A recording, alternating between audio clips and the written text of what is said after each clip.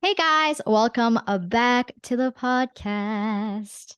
I am here with a very special guest. Of course, as you guys know, we are always bringing people from different walks of life and all of that jazz.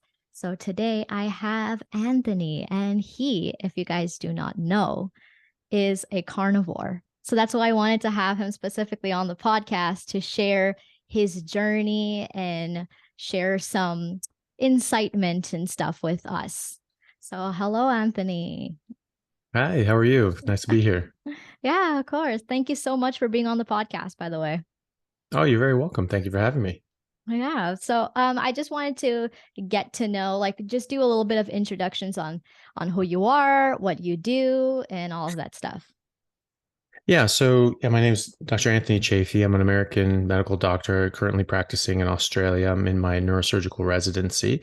And so that's been my main focus. However, I've done quite extensive research into diet and nutrition and how that affects health and chronic disease for the past 25 years now. And I've incorporated that into my own life, but also my practice. And looking at that as a doctor and understanding that, humans are animals and all animals have a very specific diet in nature, and we are not living that lifestyle. We're not eating that way. And that's, I think, at the root of many different issues and diseases that we're having, and looking at it from that lens and trying to focus on that and adjust things from a nutritional and lifestyle standpoint. I've found that very, very beneficial to my patients, as an aside to neurosurgery. Oh, that's awesome. How so before carnivore, what did you do? Like what was like your lifestyle like? Well, I always grew up with the impression that nutrition was important. You're supposed to eat the right things, not eat a bunch of garbage and sugar and crap like that. So we Mm-hmm. always ate whole foods in my house. My mom would always cook, and I learned to cook from her, and so I really enjoyed that.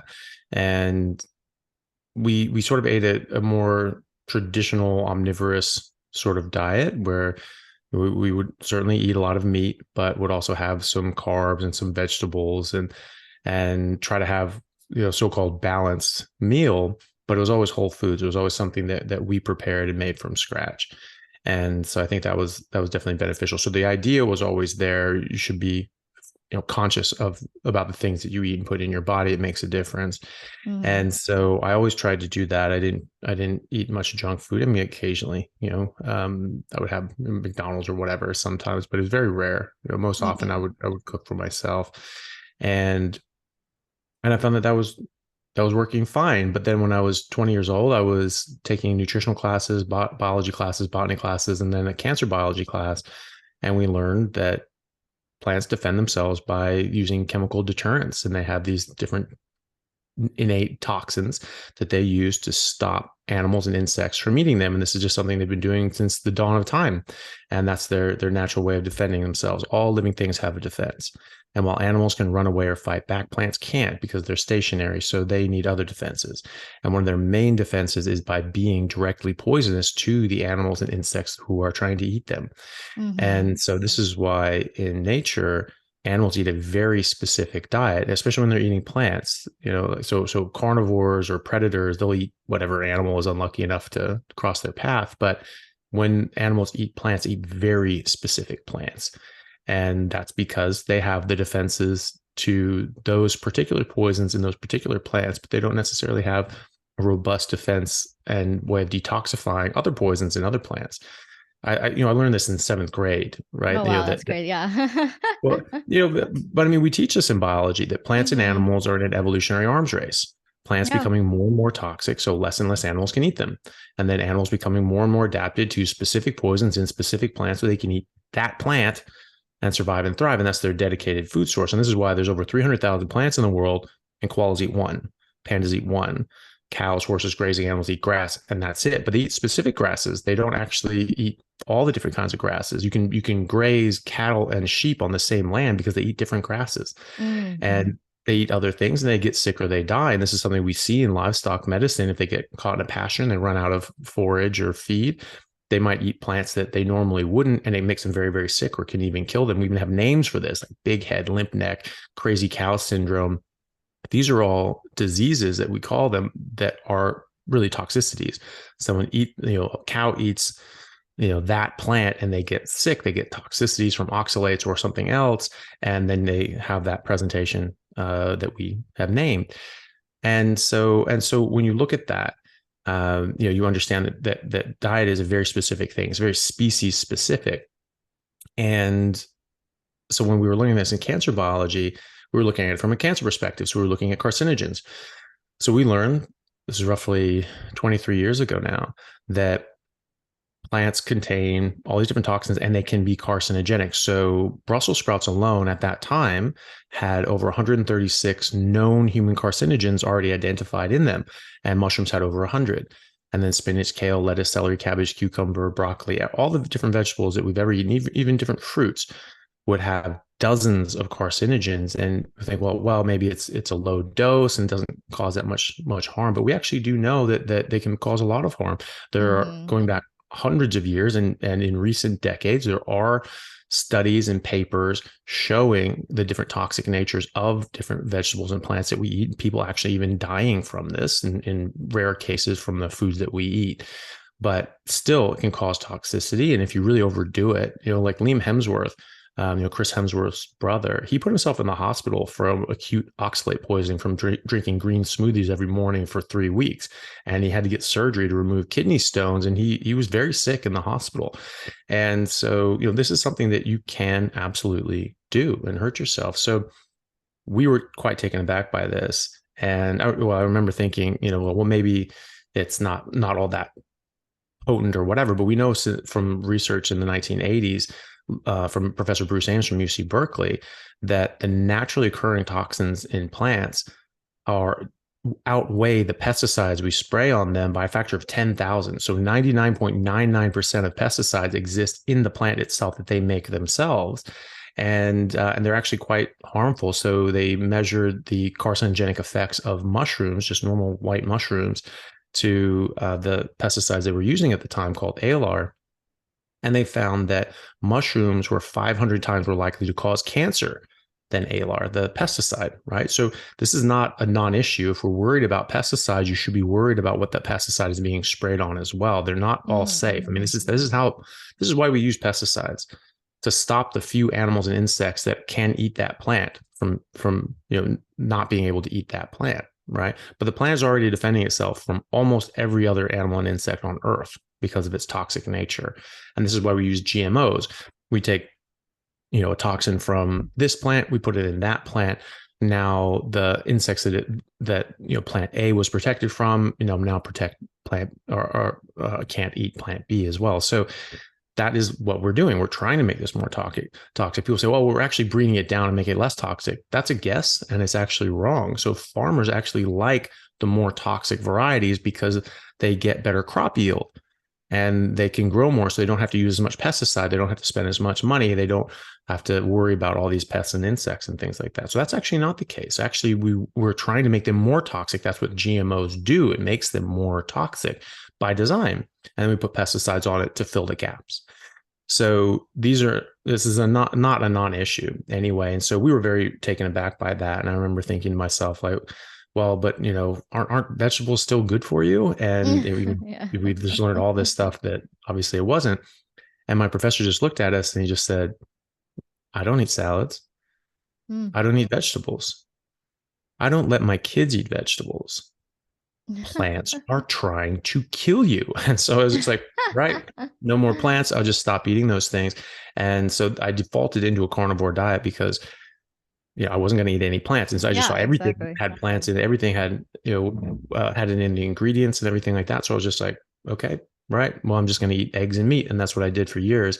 And I felt absolutely amazing. I was playing professional rugby at that high level, and I was in university. And so I had a very demanding academic schedule, as well as a rugby schedule and fitness schedule. So I was very, very busy and very active, and I felt great, and I never felt better. And I was getting more and more fit. I completely eclipsed the fitness level of everyone on my team and everyone I played against. It was a night and day difference. And then when I sort of slipped off of it when I was 25 playing rugby in England, because some of the meat was breaded, and I just sort of thought maybe it's not that big of a deal, but it was. I felt so much better, even as compared to myself. When I sort of slipped off of it, I remember thinking like, why don't I feel as just superhuman amazing as I normally do? You know, I'm older, I've been training more, I've been training longer, I'm a better, more experienced player, but I don't feel as good. I feel like I'm breaking down. And so I was like, well, maybe I'm 25 and just over the hill, and it's just, it's just all downhill from here, which is what people say, Yeah, it's true. It's yeah. Yeah. Well, you say, your body's growing up and it's getting stronger. You building bone density up until 25, and then it just starts degrading from there. But that's actually not the case. That's only the case if you're eating the wrong thing. But I have patients and friends that have had very serious issues, osteopenia, osteoporosis, and they've gone on a carnivore diet, started doing resistance exercises, which can also stimulate bone growth and bone density. And they're actually reversing their osteoporosis and osteopenia, and in 1 year having significant bone growth and density increase. So that's something that's not, and that's people in their 40s, 50s, 60s, and beyond. And that's something that's not supposed to happen, but it does happen. It's just that we are so accustomed to seeing how people age when they're eating the wrong thing, and we're being basically poisoned by the food that we're eating to greater or lesser extents. Obviously, there are different foods that are far worse than just fruits and vegetables, clearly, but that doesn't mean that fruits and vegetables are benign. And some of these fruits and vegetables are actually quite bad. Spinach has just tons and tons and tons of oxalates. 75% of kidney stones are calcium oxalate stones, because oxalates turn into oxalic acid in your blood, not a good thing to have in your bloodstream. And it strips out minerals like calcium and binds them, and then strips them out of your system. Then your body has to clear this, and you can build up this residue and get stones and actually really damage your kidneys. So it's not a benign process. And these things, whether people want to completely eliminate them from their diet like I have, that's their choice. But it's just something to be aware of. These things are not just, we're not in the Garden of Eden. These things are not there and designed for us to be eaten, for us to eat them. They are there to perpetuate their own life and have their own kids and to survive. And if we're eating them and, eating their bodies and killing them and all that sort of stuff, they die and they don't get to procreate and they don't get to survive. So that's not in their best interest. And so, we would do well to understand that relationship and to just be mindful of it at the very least. Oh, wow. Really well said. So Thanks. how long have you been doing carnivore for then? Well, so I started 23 years ago, as I mentioned, and then sort of did that for 5 years and then sort of slipped off of it. But I was still eating a lot of meat, but the little other things started slipping back in, because I didn't think that it was that big of a deal that I had breaded stuff. And the main thing that opened the door to, well, maybe this isn't that bad and this isn't that bad. And I just actually just stopped thinking about it. I stopped thinking about it. Like, that was the line. I had a clear line in my head where I was like, I'm not eating any plants at all. And then all of a sudden I was like, well, is it that bad? And then all of a sudden it's just like I was out of the mindset. And then I just started eating a little bit, thinking, oh, yeah, what's a big deal? And all of a sudden it was just like, yeah, this is weird. I haven't had that in a while. I wonder why. And it's like, because you've been completely avoiding it for 5 years. That's why. And Yeah. and so, I just didn't see it. I just didn't get it. It was just a weird sort of insidious, phenomenon that happened. Then I was, mostly meat based, but eating just normal things basically. And then 5.5 years ago now, going on 6 years now, I came back to it, and I just sort of came across information and said, like, no, actually humans are carnivores as a species. It's just the kind of animal that we are. And that's that period of my life. I was eating as a carnivore. I was eating to our biological design, and I felt better than I've ever felt in my entire life. So I said, right, I knew it. I knew plants were trying to kill me, get rid of these stupid things. And I just stopped eating them. I was really eating spinach, kale, and broccoli, and meat, and lean meat. And so I was just like, well, and then since come across more information that fat actually wasn't bad for you. Cholesterol wasn't a cause of heart disease. The sugar was actually a very big driving factor in disease and heart disease and other things as well. And so I started eating a lot more fatty meat and stopped eating the vegetables. And so I increased the amount of calories I was eating significantly. And I dropped about 23 pounds in 10 days. And then I stayed stable, but because I was working out so much, I was I was losing fat, but I was also replacing it with muscle. So I stayed the same weight, but then my body just started just transforming. So I was getting much more muscular and much more lean, just month after month after month. It was a dramatic difference. And so I just kept doing that. And I just felt better than I had, except for that 5 years. So I Mm-hmm. felt better then at 38 than I did at 27 Yeah. playing professional rugby at a high level and working out for 8 hours a day. Mm-hmm. And so, I think that's quite significant. Normally people that get to be that age are breaking down and feeling miserable.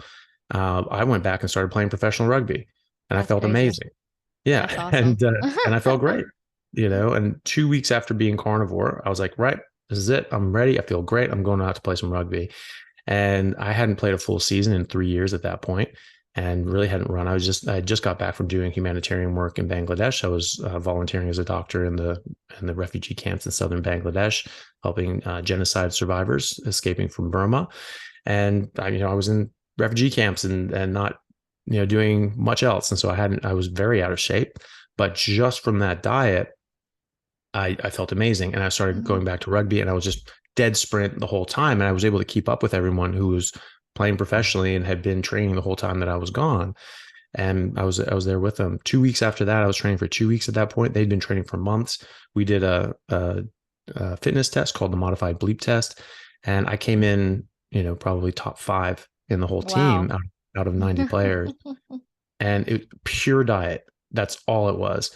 And and I was pushing myself, but it was crazy how much different my body responded and reacted to that. So yeah, so I've been back on it for nearly 6 years, but this now is a lifestyle, a lifetime thing for me. I will not eat plants again unless I have to survive. Like that's it. Yeah, I question actually. Mhm.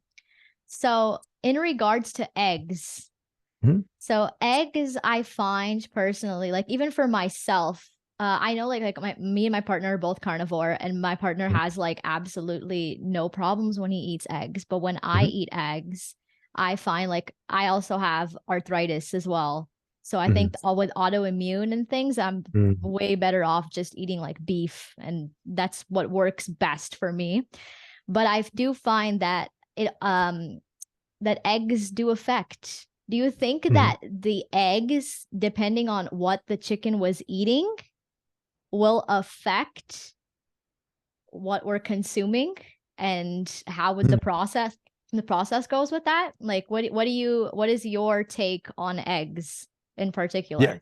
Yeah, well, no, no, I think you're exactly right. So I think that especially the monogastrics like chickens, pork, pigs, and fish as well. When you start feeding them things that they don't normally eat themselves, Mm, well, they're not going to be able to detoxify them, just like we're not going to be able to detoxify these things as well. They're going to be able to detoxify them somewhat, just like we can detoxify these things somewhat.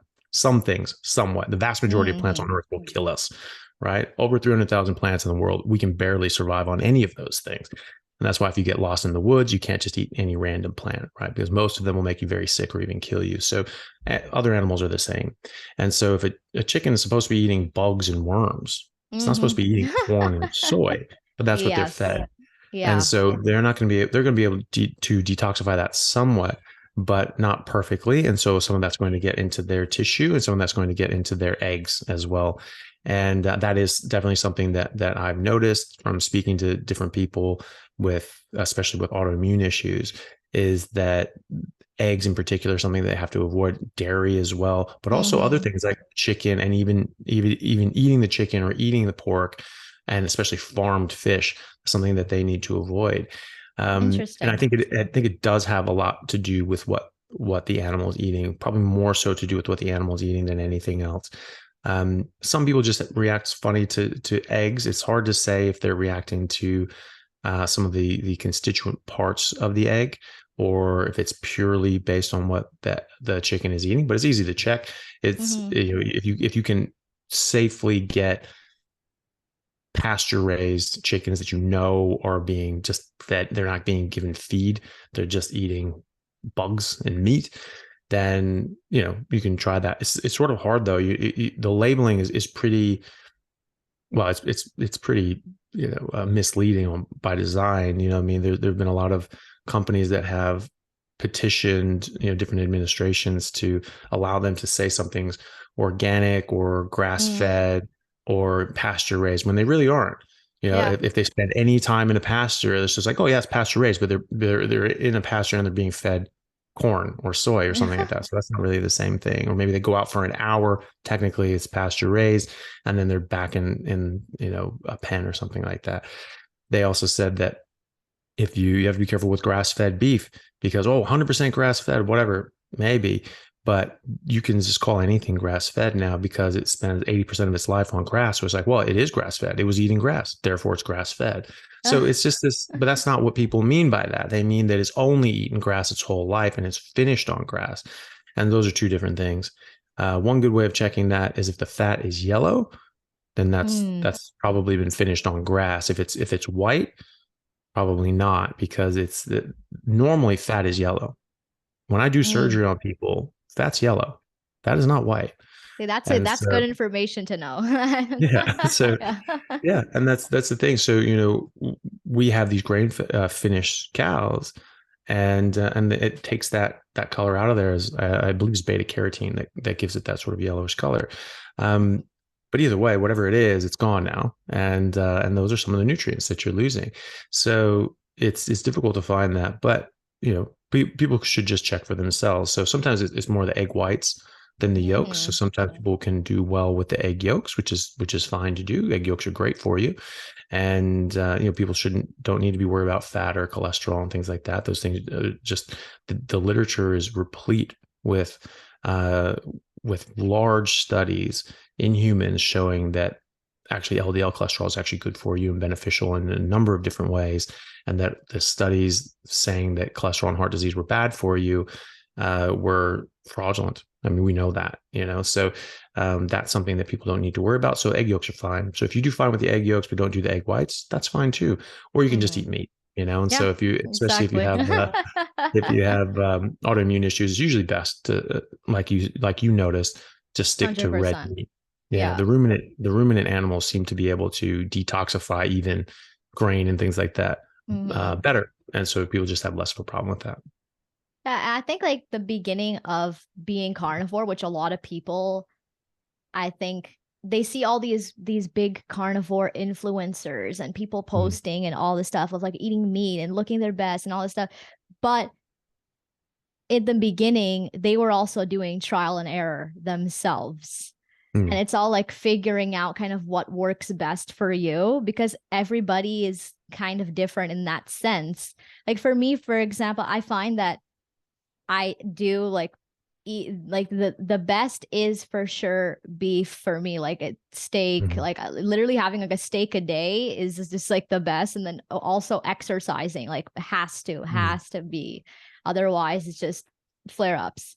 But Mm. with chicken, that's one thing that I've never had an issue with, like at all, which is interesting. Yeah. So like I've heard like a lot of different people saying like, oh, like I can't have this because it flares up. But for me, no issue. So it's interesting to see. It's just like it is all about process of elimination. And it's been like now like about I think 5 months or so that I've been carnivore.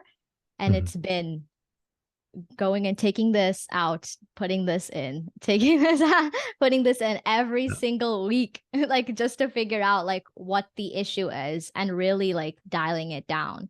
And I'm pretty sure now it's just like I figured it out because it's like this week it's just been up from here. So it's just, yeah, it's really interesting to see that. Um, Yeah. Yeah, one thing I definitely. wanted to ask as well, which I've actually seen a lot of videos already that you Mhm. have talked about coffee in particular. Mhm. So I know that you're not a fan of the coffee drinking and all that stuff, Mhm. but I have lots of newbie carnivores listeners and stuff and friends and all that stuff that would want to hear more about that. So, and Yeah. you in particular too. Another question would be is do you take caffeine pills or do you have tea instead, or do you just completely avoid all of those things altogether? So yeah. Yeah. Yeah, I mean, I personally avoid all of it. So I don't want to put anything in my body that's not like designed to be there. Like obviously, Mm-hmm. if you're exhausted and you're tired and you want to take some caffeine, you feel that that's going to help you, that's your choice. I find that doing that, and I've experimented, and taking like a caffeine pill, gives me a spike of energy, but then after that, I crash and come down. I feel gross, like I'm withdrawing from a drug, which you are, and I feel gross the rest of the day, and I have worse energy as a result of that. And so I find that the rest of the day is so much worse, that those 2-3 hours of better energy just isn't really worth it to me. And then I don't get as good of sleep, and then I'm sort of on the back foot the next day as well. And so it's just knock on effect. It's just, for me, it's best to stay away from it, and I just feel better without it. Coffee in particular is a plant. It's a bean. Bean is a seed. A seed is a plant's baby, and everything protects its babies more than anything. And so this is where you'll tend to find the highest concentration of defense chemicals is in the seeds, the beans.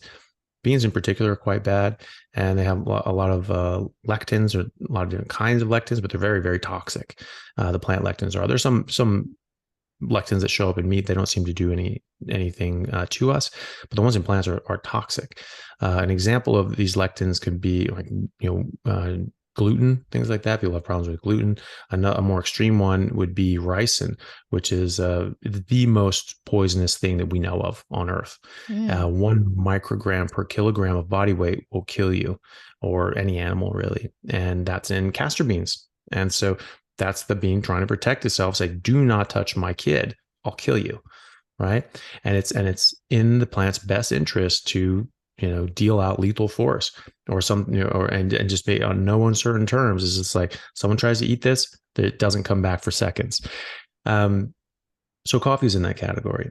Obviously it's not as bad as ricin, but there are defense chemicals in it. Now, some can be denatured by cooking them. So there's roasting process comes in, and then you're boiling it and doing all that sort of stuff as well. And this can denature some of these things, but it doesn't get rid of all of them, and it doesn't make it completely safe. So I tend to avoid it. It's not just the caffeine that's bad for you. It's really all the other things that are bad for you. So there's 150,000 other chemicals that are in coffee besides caffeine. And so, what do those do for you? Well, they're not waking you up, except for the bad taste that sort of like shocks your system. But, it's the caffeine that wakes you up. And so I think that, if you really do want that hit of energy, why not just go for the source, just like a targeted medication? You want some aspirin, you take an aspirin, as opposed to go and chew on a willow bark or something like that. You don't want all the other stuff that comes with the willow bark, and you want to get the right dose, right? So I think of it that way. I don't do tea either, just because, again, this is a plant and it has defense chemicals in it. Caffeine is a defense chemical. It's actually a neurotoxin in it, and it was originally developed as an insecticide. So, that's not something that I necessarily want to eat. I don't like neurotoxic insecticides in my body. And so that's my rule for myself is no plants, no sugar, nothing artificial. And that will go for sauces, seasonings, and drinks as well. And so coffee, that's a plant, so I wouldn't drink that. Same with tea. And honey. People say, well, what about honey? That comes from bees. Well, it's really bee vomit. It's not actually a bee's body. But it's like eating a cow's cud. They eat some food, puke it up in their mouth, chew it a bit more, swallow it back down. That's sort of what you can think of as honey, because that's the same process. They're processing this in their bodies. They're puking it up and storing it for later, and then they eat it. That's sort of the equivalent of cud. I'm not interested in eating cud, and I'm not interested in eating honey either. But either way, it has sugar. It has a lot of sugar, and so I don't want sugar. I don't want that. And so those are sort of the rules that I have for myself. And a lot of people do drink coffee, and some people find it's sort of difficult to get rid of that as well. Fine, I mean, it's a lot better to cut out most bad things and start eating a lot more meat than just to say, screw it, I'm not doing anything. So if you need coffee in your life to to sort of get through this, fine. It might be a good idea to try to switch to caffeine pills, though, and get rid of those 150,000 other chemicals and just stick to the one that you want. and see how you go. But I still think it's very beneficial to cut out as much as you can and to eat more fatty meat. Well, that's great. That's good information for all those listeners out there. Good. Yeah, that's a one thing that's always the number one thing is when people tell me like, "Oh, I want to go carnivore." And they're like, "But do I have to cut out the coffee?" Mm, And I'm like, it's not like yeah. it's debatable, like some Mm, people they do it, some people don't. But again, even for myself, I find that when I have coffee, it's like a toxic relationship. mm, Literally, like I just yeah, feel everything cramping up. Like my absolutely. my my bones just feel like tense. Like and again, it's the same thing that you said. It's just like your sleep, you feel like you're coming down from, some sort of drug. It's horrible. It's not a good feeling.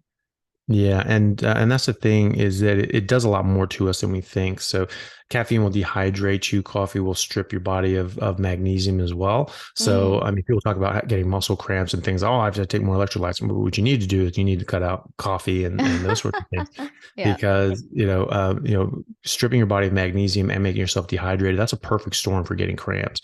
Yeah, most commonly when people get cramps, it's really dehydration. It's not electrolytes. Sometimes it's electrolytes, absolutely, but most of the time I find in these cases, people are already addressing electrolytes because they worried about it. They're, oh, how am I have to get my electrolytes? So they're taking electrolytes and they're still getting cramps. Why is that? They're Hmm. It's not the electrolytes then, right? They're taking electrolytes. So obviously that issue is has been seen to. After that point, it's really more often to be dehydration, just not getting enough water. And so you can start increasing the amount of salt and electrolytes that you're eating. People say, oh, I'm just dumping in salt and I'm drinking seawater and all these sorts of things. And for some reason I'm getting cramps. I'm like, yeah, I don't doubt that. There's a reason people tell you don't drink brackish water. And so, when you're eating a lot more, taking in a lot more electrolytes, you will actually increase your demand for water. And then Hmm. you're already getting cramps from not having enough water. Now you're increasing your body's demand for water. You're going to make these things worse. And so, it's just something to think about that you should drink more water. But coffee can also add to this from both standpoints, decreasing magnesium, but also making you dehydrated. It also increases inflammation, like all these inflammatory factors that are in coffee can cause, especially someone with autoimmune issues, that can cause a lot of disruption. I find that I don't. This pisses people off more than anything when I say this, but I don't get sore after I work out. It doesn't matter how hard I go or how long it's been since I've worked out. I've done 32 sets of squats to failure in a 4 hour period, and I could have just kept going. I was not sore the next day or the next day. Went Hmm. hiking. And that was when I decided, actually, like, I feel great. I'm going to go play rugby. Went to rugby that night. And then, dead sprint for 3 hours and, went on with my day. Next day felt great. Next day after that felt great. Had 1 cup of black coffee and I was sore for 2 days. And it was within 20 minutes. I could feel myself cramping up, my body getting stiff. I'm like, oh, okay. Oh, what's happening? Okay. It was very strange, but that's Hmm. what it is. And some people go, oh, that's bullshit. You get sore. I'm like, I don't, and you won't either. You just stop eating plants for 2 weeks. You'll see it goes away. And so Hmm. that's another sign of these defense chemicals in plants making you pain, stiff, and sore as a deterrent, saying, hey, back off. Don't eat me. I'm going to make you feel bad. I'm going to hurt you Hmm. if you hurt me. And that's how that goes. So I find that it actually is quite pro-inflammatory. And so if people are still struggling with that, and some people say, well, I still get sore. I'm not much less sore, but I still get sore a bit. And I always ask, do you drink coffee? And they're like, well, yeah, I still drink coffee. I'm like, there you Yeah. go. Yeah. And so that's something to think about anyway.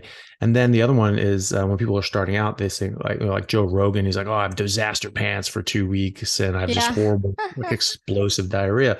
Well, coffee is a laxative. And Exactly. Yeah. yeah, and Yeah. so that's something that people need to think about, and also so are things like erythritol, which is called like monk fruit sugar, Hmm. but the other artificial sweeteners as well, especially the stevia, but even but especially the sugar alcohols like Hmm. sorbitol, xylitol, those sorts of things. Those are very much laxatives, and so when people are still drinking coffee or using artificial sweeteners, usually in the coffee, they're going to have very serious diarrhea from that, because normally you're all plugged up and backed up with all this fiber and filth that you can't digest and absorb. And that's blocking things up. So that slows things down. So now you're sort of speeding up that traffic jam. And it may be more normal. Maybe that's the only thing that's keeping you normal. But when you get rid of all that, now it's way too far on the other side of things. So that's something to think about as well. When people get loose stools on a carnivore diet, are you still drinking coffee? Are you taking artificial sweeteners? And a lot of those electrolytes that people take, they're all sweetened with stevia, xylitol, or erythritol. Generally, those are the common ones. Yeah, that's how I originally stopped the coffee. Mm-hmm. And in the beginning, I couldn't handle it. I was just like, oh, maybe I'll keep the coffee in, just like keep something in. And then I was just like, no, I can't do it. I was just like, the coffee is just making everything worse. And I did fall back a while back, like a couple of weeks ago. My parents were coming to visit and they were all having coffee. So I'm like, I'm just going to have like a cup. So I had like half a cup. Then the next day I had half a cup. Then for like 5 days, I just started to feel so sore, so bad. I was just like, I can't do this. And my anxiety started going up. Like everything just started feeling way more sensitive than it was before. And that's what I think, like when you start eating clean, when you start like literally just eating what your body is supposed to be eating, you get so sensitive, like to everything, like just your body. It's like, it tells you, nope, this isn't it. This isn't it. Yeah. Yeah. And that's the thing. And so people will often say, well, I there's no point in me starting a carnivore diet because I already feel good. I'm not having health issues. Mm-hmm. So, might as well just keep doing what I'm doing. But we don't actually realize just how bad we feel. I didn't know how bad I felt. I knew that there were these 5 years where I just felt like a superhero. I'm like, that was amazing. Like, how do I get back to that? And then I, sort of realized this, and I started just cut out all plants and just vegetables mostly, and just started eating more meat. And I just felt amazing. And after 2 weeks, I felt better than I ever had in my life, except for those 5 years. And I remember being very upset and being just pissed off that I didn't feel like this my whole life. I was like, this is bullshit. I should have been feeling like this my whole life. I should have developed like this. I should be, on average, we're like 6 inches shorter than we were before the agricultural revolution. Our jaws are smaller, our teeth are crowded, and our brains are smaller. Our brains are 11% smaller than they were before agriculture. So, that's obviously a problem. That's obviously a problem to our health and our development if we're not even as tall or as smart as we used to be. So, that bothered me, and it bothered me that I didn't feel as good as I could have. And so other people are coming to this because maybe they're overweight or they're having health issues. But some people are just saying, hey, you know what? I just want to feel my best, and I want to be the best athlete that I can be.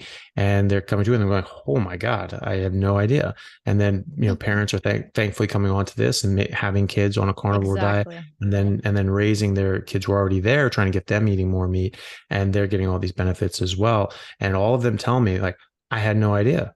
I had no idea how bad I felt. And that's the thing. We don't, because we judge how we feel based on our past experiences. Mm-hmm. So we all have this sort of baseline level of garbage that we feel, and that is better or worse as compared to how we've always felt. But we've always felt a bit awful. We all get sore after working out.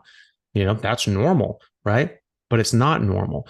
That is abnormal. And a lot of these other feelings that we think of as normal are also abnormal. And it's not until you get outside of that you look back and go like, oh, okay, yeah, I should not have been feeling like that at all, ever. And then when you go back and you eat some of these things, now you see that contrast, it starts making you feel worse again. No, absolutely not. That's not what I want, because now your baseline is up here and you're judging yourself off of feeling great all the time. And that sort of dips down. It's like, nope, not doing that. Also, you obviously get resensitized to these things as well. Just like if you stop smoking cigarettes or drinking alcohol, you're going to be more sensitive to alcohol and nicotine, right? So we build up tolerances. Some people call this hormesis. I think that's stupid, because it's not giving you an advantage. It's not giving you a benefit. It's just giving you a tolerance towards that toxin. So that's misnamed. People calling that hormesis or incorrect. That is tolerance. So you're building up a resistance, a tolerance to alcohol. That's not hormesis, because you're not getting a benefit overall. In fact, overall, you're getting damaged and you're getting hurt. And that's why your body's trying to defend you against the alcohol. It's trying to mitigate the damage that you're bringing and wreaking on your body. Same thing goes with all these defense chemicals. So you can build up defenses to these and build up some resistance to that. And you need to survive, or else you'll get serious damage to your body. But you get away from that, your body goes, great, we don't need to do that anymore. Thank God. Okay, well, we'll dedicate resources and energy to do other things. Actually makes you more healthy and robust as an individual. And then you get reintroduced to this, and you don't have all those built up defenses, right? Just like you go back and you have a couple of shots of whiskey after 3 years of not drinking, it's going to hit you a lot harder. Yeah. You know? Yeah, for And sure. so, and so will the spinach, or something else that you're eating as well. So that's something to think about. And so you can see that contrast first and foremost. You're like, don't like that. But also, because you don't have the tolerance anymore, yeah, it will affect you a bit harder. And so people say, well, I don't want that. And so if I have to eat that at some point, I don't want to have that big reaction. So I'll basically just keep doing this my whole life. I mean, that's like saying like, well, I'll drink alcohol every day because I don't want to get too drunk, down the road on a birthday or something if I really go after it. Like, why would you do that? Why would you think that would be a good idea? Just become, an abject alcoholic just so you can just keep your tolerance up. That's not actually a good thing to maintain, And so, and it doesn't benefit you. It certainly doesn't make you healthier. Interesting. In regards, this is a question that I thought about, and this is in regards to the exterior. So in regards to keeping moisturized and all of that stuff, putting those lotions like would they have a shit ton of chemicals in them, I don't think would be beneficial for even someone who is literally stripping every single thing off of their diet and then putting something onto our skin that we're essentially absorbing, right? What are your thoughts on that? Yeah, no, I think you're totally right. So, you do absorb these things through your skin. Your skin's, good about that, good or bad, depending on the circumstances. And so, yeah, you're putting up a bunch of weird toxic chemicals, a lot of strange things that no one can pronounce. And those things are generally not good. And a lot of these things, even like sunblock, they have things in them like benzene that are known to cause cancer. And so, we not saying that sunblock causes cancer, but that's a very strange thing to have something in there that's a known carcinogen. And if you look at the rates of skin cancer and the average hours of exposure to sunlight in America, they sort of cross, they're inverse. And so as hours of sunlight have gone down over the past, 70, 80 years, skin cancers have gone up. And so, and it literally crosses. And so there's an inverse relationship between exposure to sun and skin cancers. Now, that doesn't mean that the sun cures skin cancer. It just means that something else is going on, that there's not a direct one-to-one relationship between skin cancer and sunlight, and nothing else is involved. Clearly not, or else they would track perfectly together, right? But because there's an inverse relationship, now maybe the sun damage contributes, but there has to be something else going on as well. And the fact of the matter is we evolved with that sun in the sky anyway. We did not grow up in houses. We did not evolve with sunblock. We evolved out in nature in the sun. So there are other things that can make you more sensitive to sunlight, such as these different plant toxins or things called furanocoumarins, which are UV light sensitive. You eat these things, you get much more sensitive to sunlight, you burn much more easily, and you can become damaged. There's things called celery dermatitis. I actually made a post about this on my Instagram. This little kid sort of was chewing on celery and the juices sort of ran down her face, and she had these absolute scorched blisters. She got 2nd-degree burns on her face from just chewing on celery. So, oh, this is good for you. This is good for this kid. Helped her with teething. And I mean, what's wrong with celery? Celery is obviously good for you. No, it's actually not good for you. and especially when you're being exposed to sunlight. And so people that pick celery, I mean, even just getting it, touching it on their skin, it can actually soak into through their skin, get into their body, and they can get very, very sensitive to sunlight.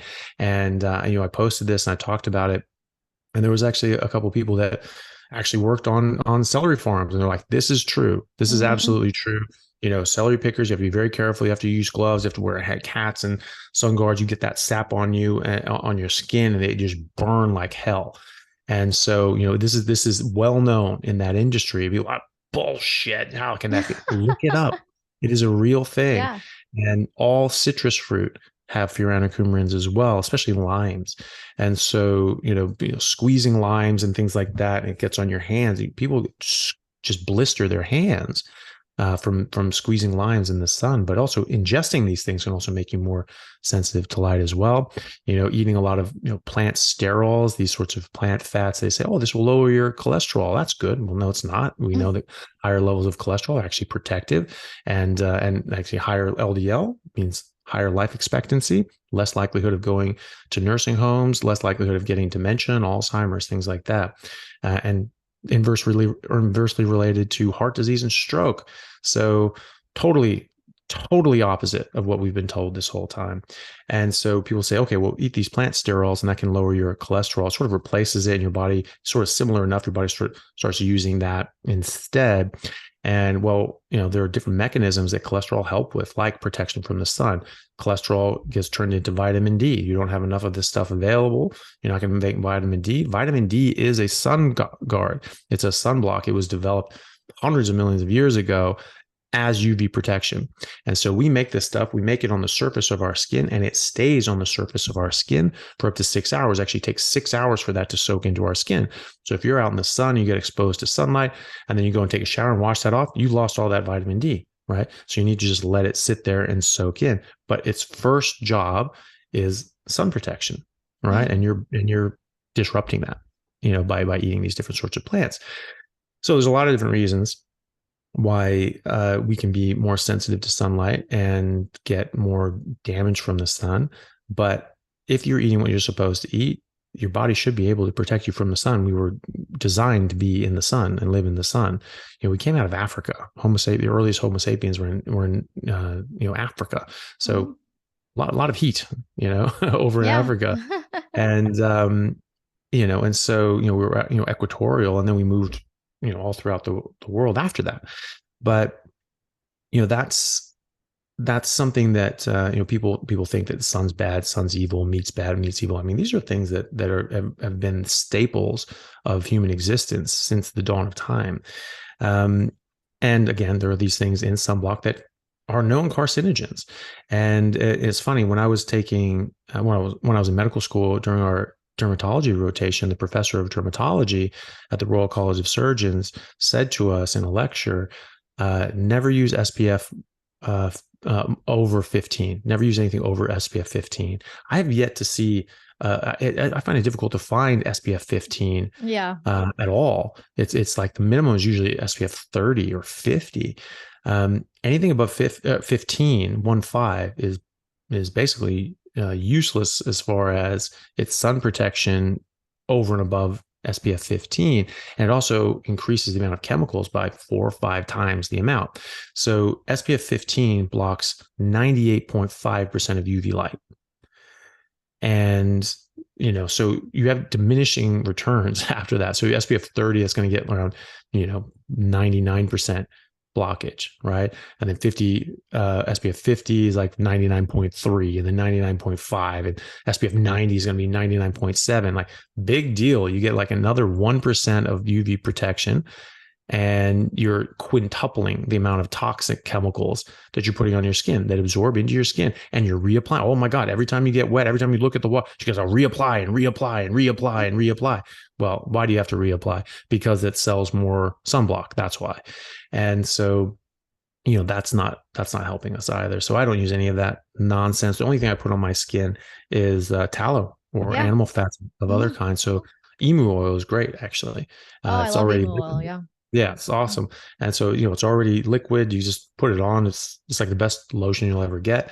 And, when we're using soap, we want to wash dirt off of us and things like that, fine. But you're stripping off the oils that we Mm-hmm. naturally make that are there to protect your skin and keep your skin healthy. So you want to replace that, and you want to replace that with animal fats. So like tallow or like emu oil. So that's what I do.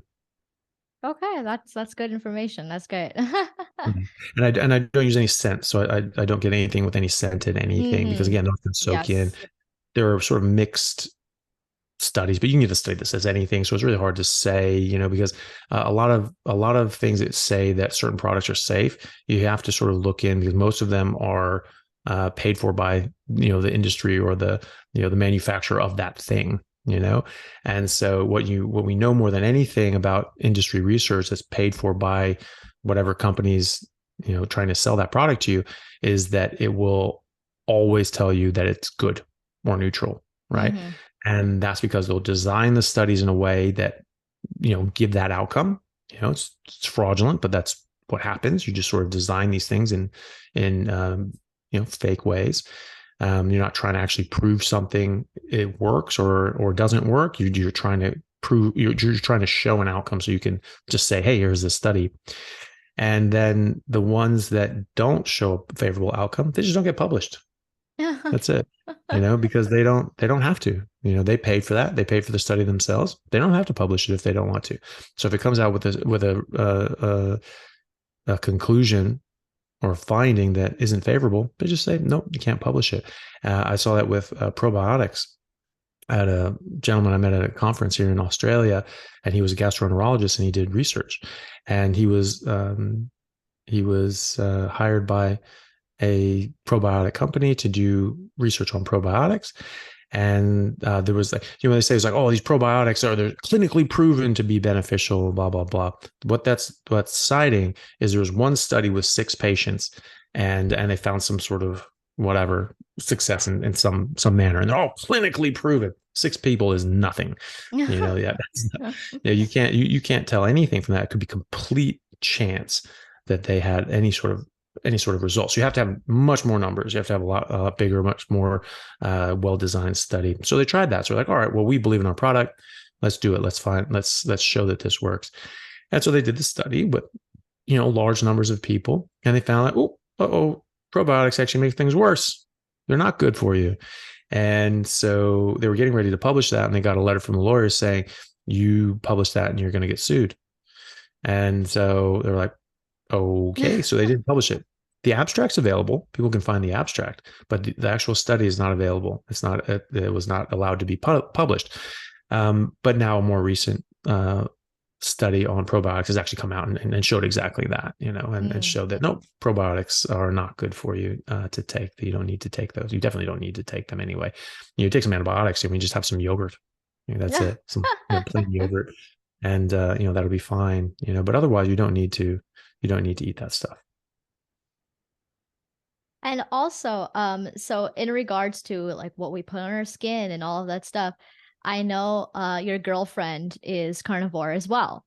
Mhm. And one thing is the hair. Mhm. Do you guys use any shampoo on your hair at all? Or is it something that generally you're trying to avoid, or that you guys make something yourself Yeah. or Yeah. Well, for soap, I use like tallow soap. So there's a okay, few yeah. different places that can do Yes. that. So like, I work with a company called Spearhead Mm-hmm. Tallow, and they make a lot of good tallow that are, and I go specifically for the ones that don't have scents. So Yeah. that's I like them, and I know the guy who does it, and I had him on a podcast. He's a really good guy, and he has mental health clinics and facilities, and he's getting people on like better with carnivore diets and things like that, keto and carnivore diet. So That's I awesome. really like that, and so I'm happy to Mm. support him. And so I get my tallow soaps from him, and they're unscented and they work great. As far as shampoos, I haven't really. I mean, I should probably just use tallow soap, I guess, Yeah. on the hair, but yeah. But I at the moment I just use sort of normal, but I try to like get ones that aren't scented. I try to get ones Mm. without scent or with as little scent as possible. It's very hard to do that. Yes, Um, for sure. but yeah, just the more basic, the better. And Mm-hmm. without a whole bunch of like scents and things like that. At the moment, that's sort of like one of the things I still sort of use though. But yeah, but for as far as soap goes, I just do the tallow. If they come out with a tallow shampoo, that would be great. Yeah, I right. That would be haven't seen great. it yet. Yeah, but yeah. Um, and so in your background with MMA and rugby and all that stuff, like how did it start? Oh, I've just always been very interested in sports in general. And so I've just loved sports since I was a kid. I always thought like martial arts were awesome when I was growing up. I wanted to be, I wanted to play every sport that I could. Contact sports that always interested me the most. I played baseball, which bored me to tears. And so I couldn't really do that. Basketball never really caught my interest as well, but but things where I could just barge into someone and knock them, slam into them like that was awesome. So things like hockey and football and rugby and fighting, those really spoke to me. I didn't grow up in Southern California. weren't really we didn't go ice skating or anything like that. So by the time you get to junior high school, things like that, if you haven't been skating since you were a kid, like you're not going to be able to keep up with these guys in any meaningful way. It's just only be like sort of for fun. So I never got into the hockey side of things, but it's still fun to watch people just slam into boards and things like that. But I got into MMA and rugby mostly because I've always been interested in martial arts, so I always wanted to do that. But I just got lucky with rugby because there was a big rugby community and very good rugby teams and players in Seattle. And where I grew up, the high school team wasn't with my high school, but it was a high school aged team, and you could play on it outside of high school. So it was a club outside of high school. And so you didn't need permission slips. And we were always top in the nation. So we're always up top 2 or 3 in the nation. And so we would be, obviously be very, very competitive, but we didn't need the permission slip. That was the main thing. So obviously, for people that don't know, like in America, you have to get a permission slip from your parents signed to play any sport. And so I absolutely did not have my parents' blessing to play football. I wrestled, and I could play basketball, but I just, I didn't like basketball. So I wrestled. That was my main sport. And then when I was 14, I started training in MMA. I just got very lucky that really one of the top gyms in the world, well, I probably consider the top gym in the world, was a few miles from my house, AMC Kickboxing in Kirkham, Washington. And that was the trainer, Matt Hume, just, is by his peers is considered one of the top trainers in the world in MMA and pancration and Muay Thai kickboxing. So, and if not, the top. Like he's been on Joe Rogan like a dozen times, and he's very, very famous in that world. And so I got very lucky being able to train with him and the others that were at AMC, and absolutely loved it. I was there just every hour of every day was open, and every single class, every single training, and the fighters training at the end of the day, it was like 3 hours. I was 14 years old, just turned 14. I was like, hey, can I come to this? He's like, yeah, well, if you keep up, and then you can come on. So I was like, great. So I would be there from 4 o'clock to 10 o'clock every day after school. Wow. And and from 14 onwards. And I just absolutely loved it. And then I had some friends on the wrestling team, joined the wrestling team to get in better shape, to get ready for the rugby team, because they're obviously very serious about it. It was always a, top national team. And so I got interested, and I was like, oh, that sounds fun. Let's do that. And so I started playing then, and my mom would always be like, no, you can't play football, can't play football. And so I was like, okay, well, I'm going to go play rugby. And like, nope, you can't play rugby. Like, well, you can't stop me. So there you go. And so that's how I started playing rugby, and I just loved it. I was it was just something that I was able to pick up pretty quick. I was in very good shape. I'd been training extremely hard. I've been basically training it at a professional level for, fighting for a number of years at that point, 3 years at that point. I was 17 when I started playing rugby. And so that was, so I put all that dedication, hard work, and time into now trying to play rugby and learn rugby. So I was able to pick it up pretty quick. And thankfully, a lot of the skills are transferable from wrestling to rugby, like a double leg takedown in wrestling. is a rugby tackle. That's exactly the same form. And so I'm going, except you're just doing it at speed. And so someone's running in, you just run in, bam, pick them up, slam them. And you could do that back then. It was awesome. And so you just hit them, pick them up, boom, just drive them into the ground, break their ribs. It was great. And then they sort of took that away from us. But yeah, it was great. And so, that those skills transferred over. I was an All-American in high school in my second year playing, which was, I mean, it was just an amazing honor to be able to do that and represent my country. We toured down to New Zealand and played in 6 games all around, both islands. And it was just amazing. And I just was like, right, I want to keep doing this. So I just kept playing rugby and kept doing that. So I played for a number of years, took a lot of time off before medical school to focus on rugby. But yeah, it was absolutely amazing. And that was sort of as I went into my 20s, at 20 years old, and I sort of went into carnivore. It just really took off. Like my performance, athleticism, just went to all new heights at that level, and it was absolutely amazing. It was such perfect timing. It was very, very lucky. I got very lucky. I got such great trainers in Matt Hume. I got and the others there, like Haru and the other trainers that were there, and all the amazing fighters that were training there, and then with rugby, like there was just these amazing rugby players and rugby teams in Seattle, and then I went carnivore too, like right when I was like getting into my peak in rugby. Like it was so fortuitous, it was like you couldn't plan it better than that. That's awesome. And it's interesting too. That you said about the like your recovery with fitness and sports and all of that stuff, that you feel no pain, because I recently noticed that with myself as well. It's like now I'm going to the gym, I'm like heavy weights, nothing. The next day I'm like and usually like I'm like sore for days on end, and it's just, yeah, it's incredible to see that change. And it's like, I do think like in a sense that carnivore is like is the way to be a superhuman. Yeah. Well, I mean, that's how I feel. And, I mean, Yeah. I tell people, I mean, I just feel like I feel like a different breed of human. Yeah. And, Yeah. and I tell people that too, after, a couple of weeks, you'll get most of this garbage out of your system. You'll feel better than you ever have in your life, and you'll feel like a different breed of human.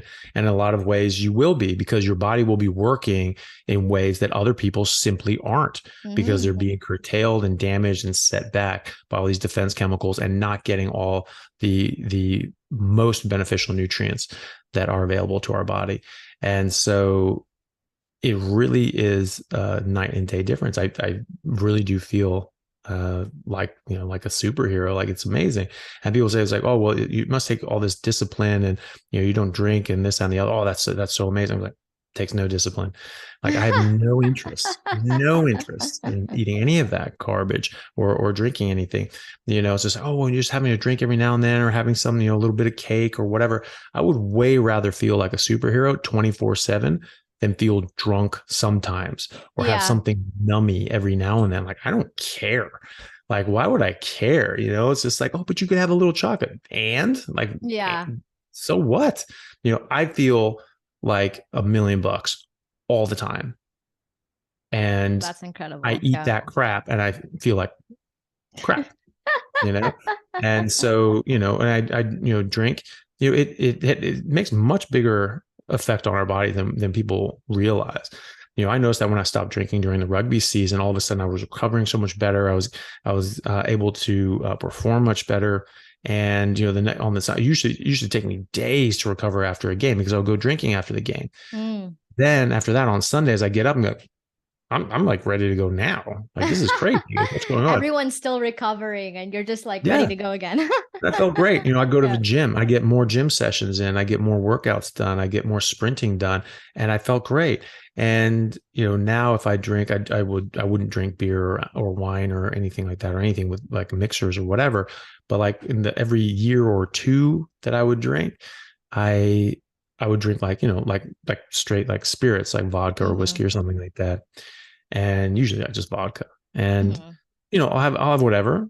And I won't be hungover the next day, but I'll just be a little more tired, and my energy levels won't be as good. And I won't be able to do crazy amounts of work at the gym, I'll get tired more easily and be like, ugh, I just don't feel great. Yeah. Maybe I'll do like, 5 or 6 sets of whatever. And then I'm like, ugh, I'm just not feeling this. Normally I can do 20. Normally I can do 30. Normally I could do any amount of sets that I want as long as I had time for it and give myself a proper rest. Now I go, do 5 or 6 sets. I'm like, nope, no, I'm moving on to the next thing, and that lasts with me for about 3 weeks. And it's not until the fourth week that I can start doing 20 sets of bench, 20 sets of squats, 20 sets of deadlift, 20 sets of dips, all these sorts of things. Not that I have time to do that anymore, but at the time I was. And so that's not worth it to me. Like it has to be worth me losing a month of feeling like a demigod to like, Yeah. to go drinking. And so like not a lot of things make that cut, and so it's very easy for me to just be like, nope, not interested, it's like, oh, how I do you do do it? think It's easy. yeah, you I know do think that it's not about the discipline, but you do naturally have like a competitive nature. Like even Mm. when you're describing these things of like, going after stuff, like it seems like you have just more natural, like competitive, like to, be to that, like just to be your optimal self in general. Mm. And Well, I you, mean, yeah. yeah, I mean, well, I was just gonna say, yeah. I mean, there is something to that as well. for If I'm sure. not gonna do anything by half measures, I'm like, well, this is good. I feel great, Exactly. and so Yeah. I'm gonna do that. Okay, well, I'm gonna do the hell out of it, and I'm not gonna mess around. And so you sort of have something, and maybe some seasonings come in. I mean, there's some things that are like really nice. Like beef stacks, like biltong or Carnivores or things like that. These like dried Yeah. meat sticks. They taste great, That's but great. they Yeah. have some like spices and things in it. And so I have those, and I have those, and they're sort of there and around the house. Like my girlfriend would get them, and so I eat a couple, and the next day eat a couple. And all of a sudden, my back's sort of hurting and aching. I'm like, you know what? Mm-hmm. No, screw Yeah. that stuff. Just get rid of it because I just Make don't your want that own. crap. Yeah, exactly. I was like, we're doing this or not, just like Yeah. just yeah. Yeah. Do you think that fitness and sports and all of that has helped your mental health at all? Hmm. Oh, absolutely. Yeah. No, I think it's very important to be active in general. I mean, that's very good for mental health is being active, getting outside, moving your body, lifting weights, especially the anaerobic exercises seem to be much more beneficial from a physiological and metabolic standpoint than just cardio. But Mm-hmm. anything that you're able to do, you should do. And anything is better than nothing.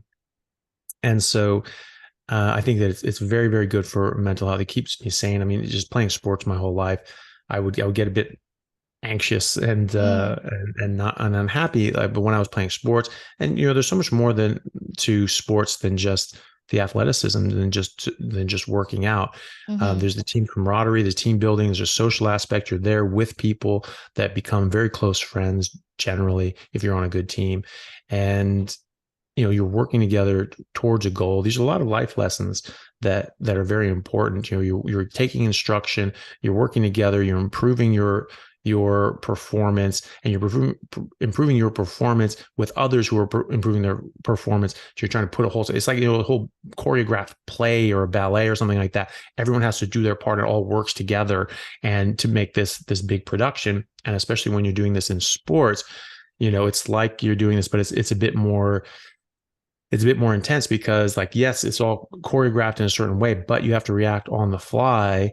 I mean, it's like if you do it, if you had like, a production of Swan Lake with a bunch of linebackers coming through, like taking people out every now and then, and you have to like, react to that. So it's something that is very, well, it's gratifying, but it's also very rewarding in a lot of ways as well. And, there was a study that looked at medical students and who would make good residents in different programs, and they looked at like USMLEs, the board scores, and said that's usually what you get better on this. You're going to be a better student. That actually doesn't track perfectly. So you got people that get amazing scores on their board exams and make terrible doctors and terrible residents.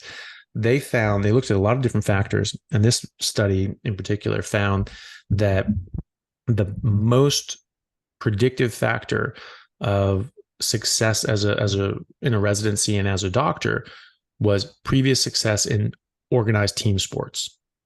right? And you think about that, you think about the life skills and life lessons that that has given you. You're working with the team, you're working with a coach, you're learning, you're training, and you're working towards a common goal. What are we doing in an operating room? We're having a whole team of people that are all doing their part so this surgery can come off as well as it can, and this person can survive and get the outcome that they need. So these are all things that are very, very important. These are very good life skills. So I think that even just learning those life skills and being better equipped and able to deal with other aspects of your life is also another benefit to sports and athletics from a mental health standpoint, because you're just going to be happier, healthier, and more functional, and that's definitely going to help your mental health as well. That's great. Yeah, and I didn't even think about that too with the doctors and all of that stuff. That's Yeah. also an interesting perspective. Yeah, it's a team game. It's Yeah. absolutely a team game. And when you think that it's not, when you think it's just about you, that's not going to go well. That's going to be fine for a while, and then Yeah. it's not. And it's going to get worse. People aren't going to want to work with you. You're not going to have the best outcomes. There's a bunch of different trials. And, they found like the best surgeons and the best anesthesiologists and the best techs and all these sorts of things, but they sort of mixed them up. And it's sort of like a different sort of group operating every day, or they had just the same people operating every single day, doing the same things every day, every time. And they found that people that worked together consistently like that and worked well together, they Mm-hmm. had better outcomes. They had, so it wasn't just one person. You're the surgeon, like you're doing the surgery. Yes, there are a lot of other things that come into play. And if you're not working well together as a team, you're not going to get the best outcome. It doesn't matter how good of a surgeon you are, you're not going to be able to make up for everything. And so you need to be a good surgeon and a good team player on a good team. Mm. I think that goes for life as well. That's like that's Absolutely. great. Yeah. The great life advice right there. Yeah. Yeah. I think so anyway. It's Yeah. helped me. Mm-hmm. So we're down to like the final questions. Is there something that I love to ask this question? Is there something that you recently unlearned? Oh, like just basically looked at that and went like, "Oh, that was a bad idea. Shouldn't do that." Uh, Yeah. um, well, I mean, I think most pointedly would be all the different nutritional guidelines and things like that. Had to unlearn all of those things. That's been the main thing at the moment, is just looking at all these things that we've been lied to about, and having to unlearn those things about cholesterol and heart disease. Sugar just being an empty calorie. It is absolutely not. It is a toxic substance and a drug. Um, and yeah, I think a lot of things to do with that. I mean, I've learned a lot to do with that and all the different sort of misinformation that we've sort of been shoved down our throat about diet and nutrition for the last 100 years. And you have to unlearn all of that, because it's rooted in misinformation and lies. I mean, for instance, the original founding, the founding institution of nutritional sciences at a university level was done by the Seventh-day Adventist Church, who are religiously anti-meat. They think that this gives you lustful feelings, and lust is a sin, and therefore meat is a sin. And there was one of their prophetesses, I forget her name, but it was the late 1800s, and she had this vision from God. She said she had a dream and a vision from God. God spoke to her and said, eating meat is sinful, and we have to stop eating meat because it makes people lustful. And she had a little protege who was named John Harvey Kellogg, and he got really wrapped up into this, and he ended up getting sent to medical school, became Dr. Kellogg, became a very, very influential scientist and doctor in America. I believe he was a congressman at one point, and he was so against meat because he thought this made people lustful. And so he came up with cornflakes, right? So Kellogg's cornflakes. And this was a way to suppress the hormones and make people less healthy and not want to procreate as much. And so they thought this was a burden on the soul to eat meat and to have these lustful feelings. Really what it's doing is improving your health and your hormonal health and making your body say, hey, you're healthy enough to have kids. Go have kids. Literally the meaning of life. And they're saying, nope, that's a bad thing. We need to suppress that and make you unhealthy enough that your body says, maybe now is not a good time. And that was the first sort of processed food. They sort of made these puff little corn flake sort of things. And they started pushing this on breakfast. That's where breakfast is the most important meal of the day came from. They started pushing this. Hey, just start with this and suppress your hormones and make you sick and start you off with a mutter. And that's how that started. So they started the field of nutritional sciences, and they are heavily involved now. They have hundreds of medical centers and hospitals all around the world, and they are heavily involved in the research and nutritional research and from that skewed standpoint.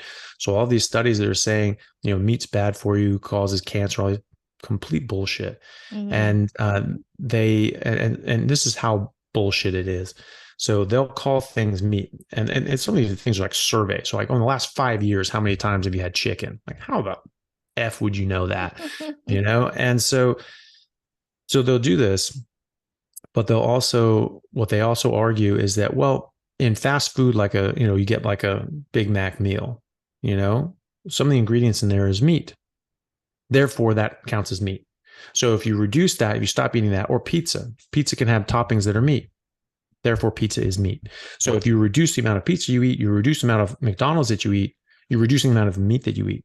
So they're calling those processed food, that junk food that is all processed, grains and carbs, a bunch of sugary sauces, sugary drinks, or, the artificial sweetener drinks, which are toxic as well. A bunch of, vegetables like potatoes that are nightshades. These things are toxic in their own right. And then you deep fry them in trans fats and seed oils that are way more toxic. And you're saying that's meat. And that all the bad things that come from that is meat. Like the vast minority of the ingredients there are from meat. And so that's complete fraud. And so they say, oh, well, when you reduce meat, eat more fruits and vegetables and get more fiber, oh, you get better health outcomes. Yeah, well, no kidding. Because you're getting rid of all this processed food and garbage. What they don't look at is whole meat, whole food, meat-based diet versus the whole food, plant-based diet, more fruits and vegetables. Like if people like me who are only eating meat started eating more fruits and vegetables and less meat, and then seeing those health outcomes, that would be a disaster. You would see very, very bad health outcomes in that regard. But that's not what they're looking at. And because they're not trying to look at that, they're trying to put forth propaganda, and they're trying to vilify meat because that is their religious doctrine. Meat is bad. We've got to stop this right now. And so that's a major problem because these people are in control of the nutritional sciences out there. Kellogg's puts out just tons of money into nutritional science research. Coca-Cola does as well. All the big food companies, the processed food companies, they are putting out the majority of the nutritional studies and science papers out there to try and muddy the water. So you look on PubMed or Google Scholar or something like that, and you're just drowning in all this fake industry research that says what they want you to think. Coca-Cola, just Coca-Cola, not even Kellogg's and Coca-Cola and all the other ones, just Coca-Cola spends 11 times the amount of money on nutritional research than the NIH. That's not supposed to happen. They're putting out absolute tons of garbage studies to make it look as if processed food is fine and meat is bad, because that's where they make their money, on the processed plant foods, on the seed oils, on the sugars, on all these sorts of things. That's how they make their money. And and it's complete and utter rubbish. Well, who knows? Everything is a wave of a trend. Who knows? Maybe with all of these carnivore influencers, eventually people are going to be like, okay, I got to do something. Because it's interesting too that a lot of, I think in particular, so with women, I get a lot of people messaging me, be like, oh, but how about fiber and all these things, and and then cholesterol, all that. And then with guys, I usually get like, I repost like all sorts of carnivore people, and they're like, steroids. That's the first thing. They're like, oh yeah, but they're not telling you that they're all taking steroids. And I'm like, no. No. The thing is that, I mean, that's what people say things like that, because they just don't know, but often because they want that to be true. Yeah, and exactly. it's difficult for them to get these results, And so, they don't want to try something new. They don't want to look at someone like me or Dr. Baker and say, hey, this is what we did and this is how we got these results. Yeah. They don't want to do that. And so they just said, must be steroids. Well, why don't you try it and see for yourself? Because Yeah. it's not just us. Exactly. It's thousands, hundreds of thousands of people around the world that have been doing this and getting the exact same results. Mm-hmm. I'm not hiding anything. I'm telling you exactly what I do. I don't even work out all that much, and I'm not even that big. Yeah. Like I am way less jacked than a lot of people out there. A lot of people that aren't even carnivore, because they work out more than I do. I don't work out all that much, but my body maintains what I have now because of what I eat. So Yes. when I work out, I can put on weight really easily. I put on muscle easier now than I ever have in my life. Mm-hmm. And that's because of what I eat and because Yeah. I push myself very hard when I do work out. But I can get into a lot better shape. I can get very muscular and very fit. But if I don't work out, I never get out of shape. I can get in better shape, but I never get out of shape. Mm-hmm. And that's the thing. And it's funny because a lot of those pictures that people say, oh, steroids, this, that, and the other.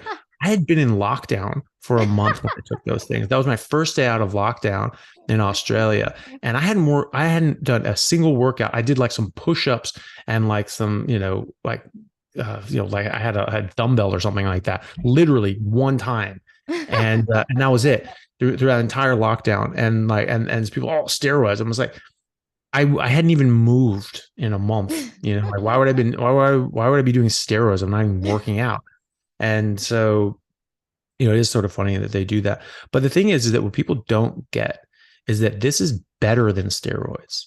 Oh And yeah. people Oh will scoff yeah. at that, but I've been a professional athlete. I've played rugby with people on steroids, and I can tell you for a cold frozen fact, this is better. When I was doing carnivore in my early 20s, I was better than them. I Mm-hmm. was stronger than them. I was faster than them. I got better results than them, and I was a better player than them. And they were doing copious amounts of steroids. I was Yep. doing nothing. I was just eating meat and kicking ass. And now, I have patients, and we put people on a carnivore diet. I have people in their 60s and 70s that increase their testosterone by 30 to 40% in the first 3 months going That's on a carnivore crazy. diet in their 70s. I had one guy who was 72, and he doubled his testosterone. It was nearly to the point that you would normally see like someone in their 20s, and Wow. he's 72. And he's just like, I just feel amazing. I feel like a teenager again. Like all I want to do is work out and have sex with my wife. Like it's just amazing. And that's the thing. Your body gets revitalized. Your body actually works better. There are a number of reasons for this. You are getting rid of a lot of things that are hormonal disruptors that disrupt your body's ability to optimize your hormones and testosterone in men, growth hormone in both men and women, estrogen, progestogens in everyone. And so you're getting rid of those sorts of factors. You're also getting rid of carbohydrates and insulin. Insulin can block and disrupt normal hormonal regulation. So it can actually absolutely mess with your body. In women, it can block the conversion from testosterone into estrogen in your ovaries. And so it can give women much too high testosterone, much too low estrogen, and they can get PCOS, polycystic ovarian syndrome, which is the number one cause of female-driven infertility, right, in the world. So, this is a major hormonal disruptor, and you get rid of that. And then you get a lot of cholesterol and fat. Your body runs on fat and cholesterol. Your hormones are made out of cholesterol. So all of your sex hormones, all of your sex steroids are made from cholesterol. DHEA, androstenedione, testosterone, estrogen, progestogens, cortisol, all your mineralocorticoids, glucocorticoids, everything made in your adrenal glands, and all the 27 steps in between are all made out of cholesterol, and they're all hormones in their own right, and they do different. And vitamin D as well. Vitamin D is a hormone. It's not a vitamin. I think it's misnamed. It is a hormone. It's a sex steroid, and it is important to have that at a certain level. Most people are deficient in vitamin D because most people are deficient in cholesterol, and they're not making vitamin D properly, and they're not getting vitamin D from the fatty meat that they're supposed to be eating, and they're not going in the damn sun because they're scared of that too.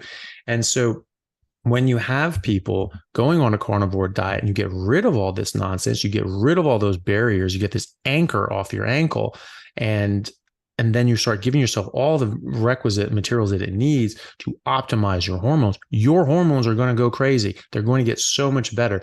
I've seen women in their mid 50s, 5 years out of their cycle past menopause, get pregnant, right? Yeah, That's crazy because that is they're insane. yeah, because they're getting so much more healthy and their bodies are coming out of menopause because they're actually going into early menopause because of the things that they're doing to their body. And the prevalence of early menopause in women in their 20s is going crazy right now.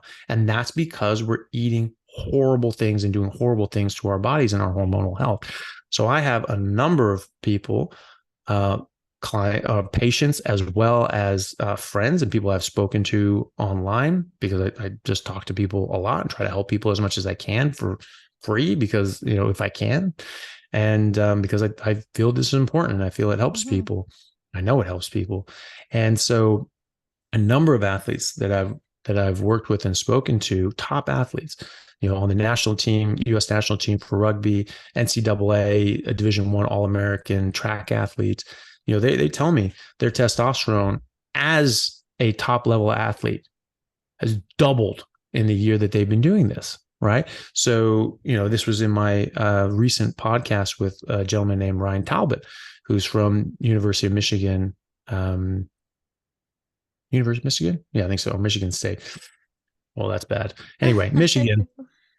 And he's an All-American decathlete, right? And he's All-American, two-time All-American. So he won the Big Ten championship last year. He got second this year and was All-American both years. So he just finished the nationals and got All-American honors again this year.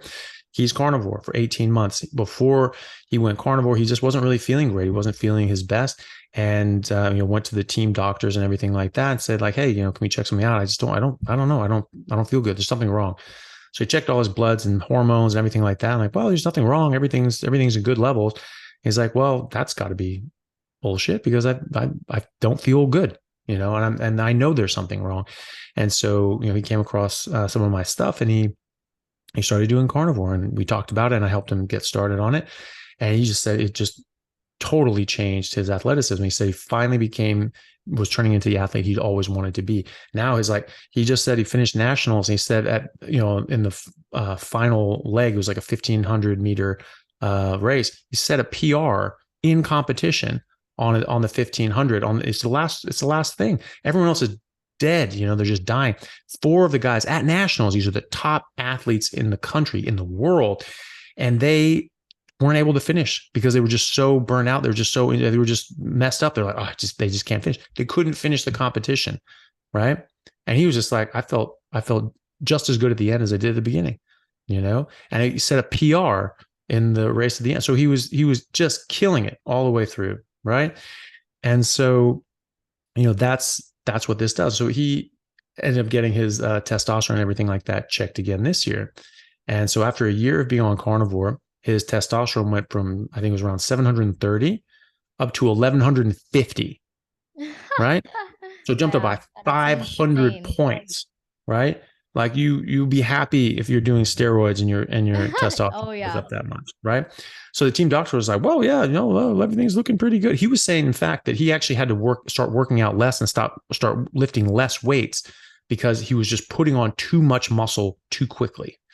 And he was just like, he wanted to stay a lighter weight to get that, strength to weight ratio that gets you faster, jump higher, and things like that. So it's so he was saying like, this is sort of his problem was that he was putting on too much muscle, right?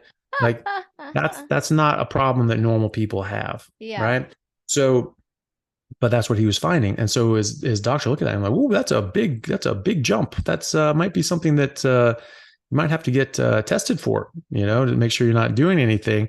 And sure enough, a week later, he just got a random selection for a steroid test by the NCAA.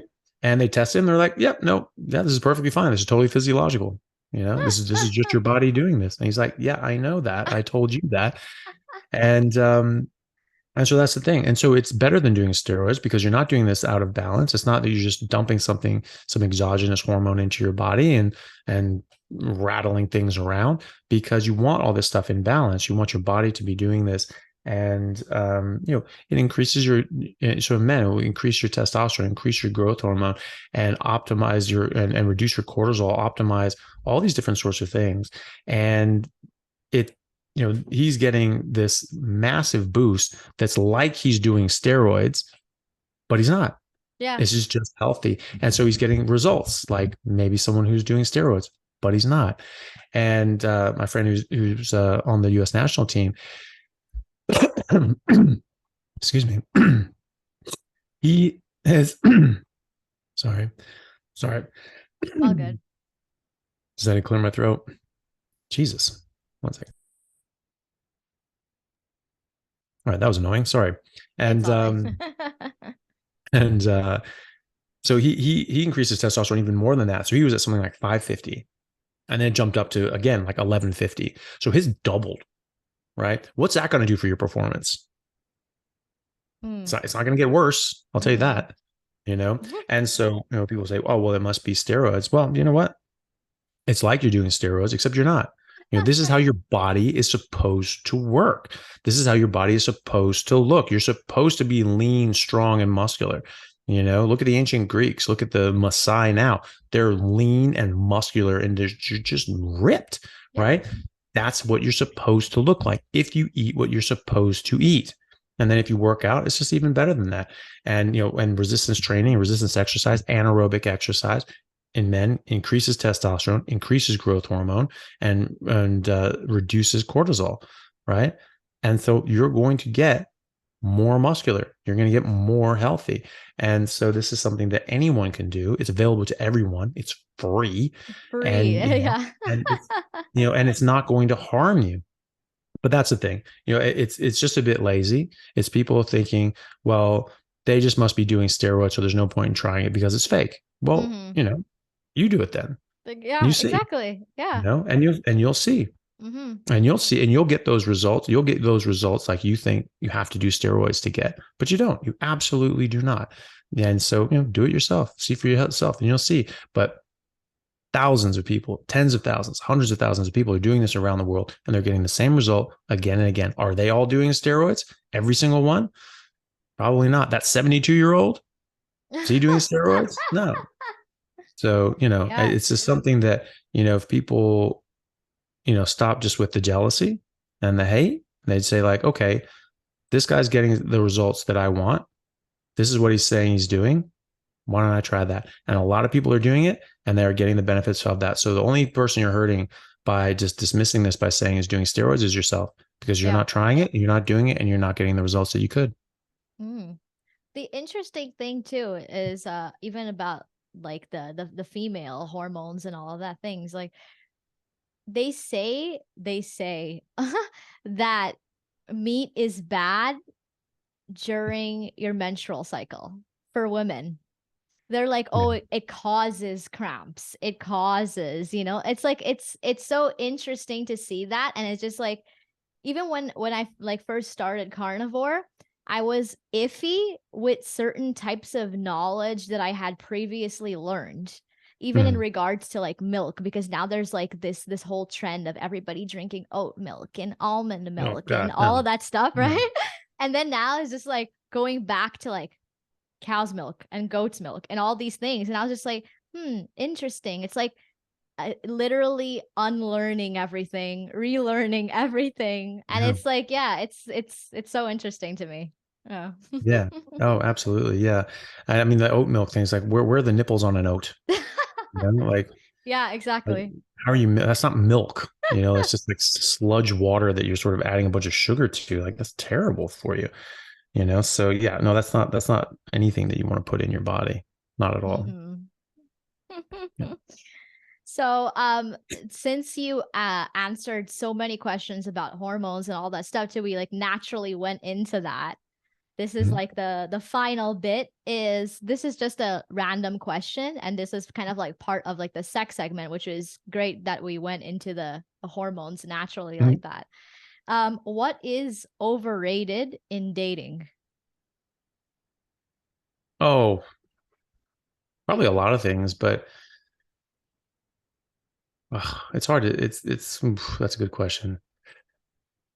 Well, I mean, I think a lot of things are. I think you should probably think about things that are underrated. Which is like personality and compatibility, like things that if if you have similar sort of interest with someone, like if you have a strong interest in education and music and these sorts of things. I mean, those are important things, and these are things that you're probably going to want to instill, these values that you're going to want to instill on your kids. So the superficial sort of things, well, this person's fun to party with and have sex with, this and the other, like that's great, like that should be part of it. Like you should be attracted to your partner, you should enjoy having sex with your partner, but those aren't the only things. Like that's not the basis of a relationship, and that's not what you raise kids on. That's a big problem if that's all you have together. And then you try to raise kids, because now you have, if you have different values and you have different ways that you want to raise those kids, that's going to be a big issue, and it's going to end in divorce, and you're going to end in you're both going to be unhappy, and those kids are going to be unhappy as well. So I think it's important to understand that dating is fine, but what is the end goal here? For most people, it's to have a life partner and to be with someone for the rest of your life, and to potentially raise kids. For the vast majority of people, it will be that. It will be to have a family and to raise kids together. And so you need to think about that. Yeah, you meet someone at a bar and they're hot or whatever, and you have a great time. Great. Okay, now who are they as a person? Is this someone that you're just like, okay, well, they're great in all these different sorts of superficial ways, but in these other like fundamental ways that actually really matter, are they what you're looking for? Because save both of yourself time and energy, and just be like, okay, well, I don't think this is really compatible. I don't think this is, I want someone who is going to be, have these sorts of values and interests, and those don't really aren't really compatible with us. So you can be in a dating relationship where you can be with someone for years sometimes, and in the back of your head going like, this isn't going to work out. Why are you with them? you know Exactly. because you're wasting your time, you're wasting their time, and that's not fair to either of you. You should try to be with someone that you actually see a future with, that you actually want to be with long term, and you actually see yourself raising kids with long term. Eventually, I mean, but that's generally what we're talking about. And so I had a friend of mine, and he was with his girlfriend. It was a college girlfriend. They started dating when they were like 19, 20, and they were in their late 20s now. So they've been together, they've been together for 9 years, and they sort of live together, and everything's fine. And we're all at like his dinner party, and one of the guys who's sort of older, he's like in his 40s, and he starts he's like, oh, so how long you guys been dating? How you been together? This and the other. It's like, oh, we've been together 9 years. And he's like, and you're just dating? Are you married? It's like, no, we're just dating. He's like, and how long? 9 years? Like 9 years? Yeah. Been together 9 years. It's like, Yeah. all right, so you plan the date, you propose a question, like when's the wedding, all these sorts of things. And my friend was just getting more and more sort of embarrassed. You could tell he's getting really upset. And the girlfriend just sort of like, oh, this is any day now. I mean, because that's what she's thinking. That's what she's Exactly. thinking. I'm going to be with this guy forever, and this is what we're going to do. And he was sort of getting more and more embarrassed. And this guy, he got heckled all night. It was bad. The next day, he broke up with his girlfriend. Mm-hmm. And the reason being was, hey, look, we have been together 9 years. I should want to marry you. I should want to do that, but I don't. I just don't feel that. And so I think that probably means there's a problem. I think that, we should probably be with other people that we do want that with. And that's not fair to you. Like you need to be with someone that does want that with you. You deserve that. Exactly. And so, I think that's something that you should look at. Something doesn't have your values, doesn't have your mindset on where you want to be later in life. Is this someone that you want to grow old with? Is it going to be interesting? Do you get to like just looks fade, Mm-hmm. but that personality is going to be with you for a long time. So if that personality annoys the crap out of you, probably not a good idea, because the looks are going to go away, and then there's just this like thing there. You're just like, damn it. And now your looks are gone too, and like, good luck, you know. So you want to be with someone that you see yourself enjoying retirement with, enjoying raising kids with. And so I think that that's a better focus. And I think the other things are overrated, but you still need them. They're not completely useless. You do need to be attracted to your partner. You do need to Mm-hmm. enjoy your sex life together. You do need to, that's a healthy part of a relationship, is the sexual side of things. And so you do need all of those things, but that's not where it ends. You need the other Exactly. stuff as well. Mm-hmm. Well, that was great advice for all of the listeners.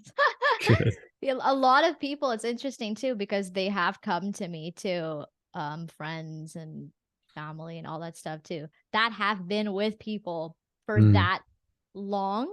And I'm like, I am like a person, I was like, I can't say anything about your relationship, but I couldn't do it. I'm like, yeah. if it's been more than 5 years already, it's like it's the time is Yeah. ticking. Like what Yeah. So Yeah. yeah, so Exactly. mhm, Well, I mean, make a decision, exactly. I mean, we're doing this or not, and that there's something to be said for, not that I would, that not that I've sort of done this, but, but the whole idea of, being very serious before you start like a physical relationship, now that was sort of the 100%. idea, Yeah. it was to protect the woman and not just, Mhm. that was the old saying, like, why buy the cow when you can get the milk for free. Right. And so, and say, okay, you have to be serious. No, I like this person. I love this person. I want to be with this person. And you do that from a personal standpoint. Like they're educated and smart and funny. I enjoy their company. And you haven't even gotten to the sex part yet. Right. Mhm. And so you have all that stuff and you really enjoy all of that. And you're like, okay, let's get married. Let's do this. Yeah, I want to, let's get this show on the road. And then you do that. And then you get to actually continue on with the relationship. There's something to be said for that. I didn't 100%. go down that path, but Mhm. that I'm not, but I understand that there is a utility in that for Yeah, people. for sure. And so, I think it can help people in a lot of ways. Sure. Sometimes you're going to end up with someone that you end up living with and doing that sort of stuff. And you're like, wow, they're totally different than what I thought. But they dealt with that too. They said, okay, well, we're going to try and make a life together and make this work. Mhm. And you had that sort of commitment to each other. Whereas now it's just so easy to just swipe right on someone else and be like, see ya, Yeah. Yep. and just go somewhere else. And so people don't work that hard anymore. And you see people, you'll see people in a relationship where it just sort of like doesn't, fizzles out, like, oh, well, I guess it just wasn't meant to be. I was like, well, no, you just didn't work at it, Exactly. and of course it wasn't going to work. You didn't put in the work. Mhm. And people just, because it's so easy to go find someone else now Mhm. that they don't put much effort into where they are. And that habit is going to continue and compound as you go. And you're basically just setting yourself up for a lot of doomed relationships, unfortunately. Yeah. I sure hope that that fixes in this generation, but Mm, I don't it'd know. be good. I don't know where it's heading. Yeah. At Yeah. Yeah. least It's people now interesting. are at least like I find that a lot of the generation now is like healing past trauma and all of these things. So they're doing like Yeah. internal work to realize like, oh, maybe I'm the problem. Yeah. Yeah. Well, that's the thing, right? When you have things go wrong again and again and again, but it goes wrong in the same way, you have to start thinking, okay, well, Exactly. maybe this Yeah, is a maybe me, it's me. Maybe it's a a me me thing. problem. Yeah, exactly. Yeah. And so, having that sort of introspection and insight into your own personality and being like, oh shit, maybe I'm the dick. Or maybe you're just for some reason you're picking people that like you shouldn't have picked in the first place because Yeah. you're picking them for superficial reasons. Maybe, they have money and they are successful in some aspect of their life. And so, that's attractive to someone who wants that sort of support and stability. Or you're successful in whatever and you have money, and so you're attracting people that are very attractive, and so they're interested in that sort of support and stability. And then so you're picking someone for the wrong reasons, they're picking someone for the wrong reasons, and what do you know, that doesn't work out. It's amazing how that works sometimes.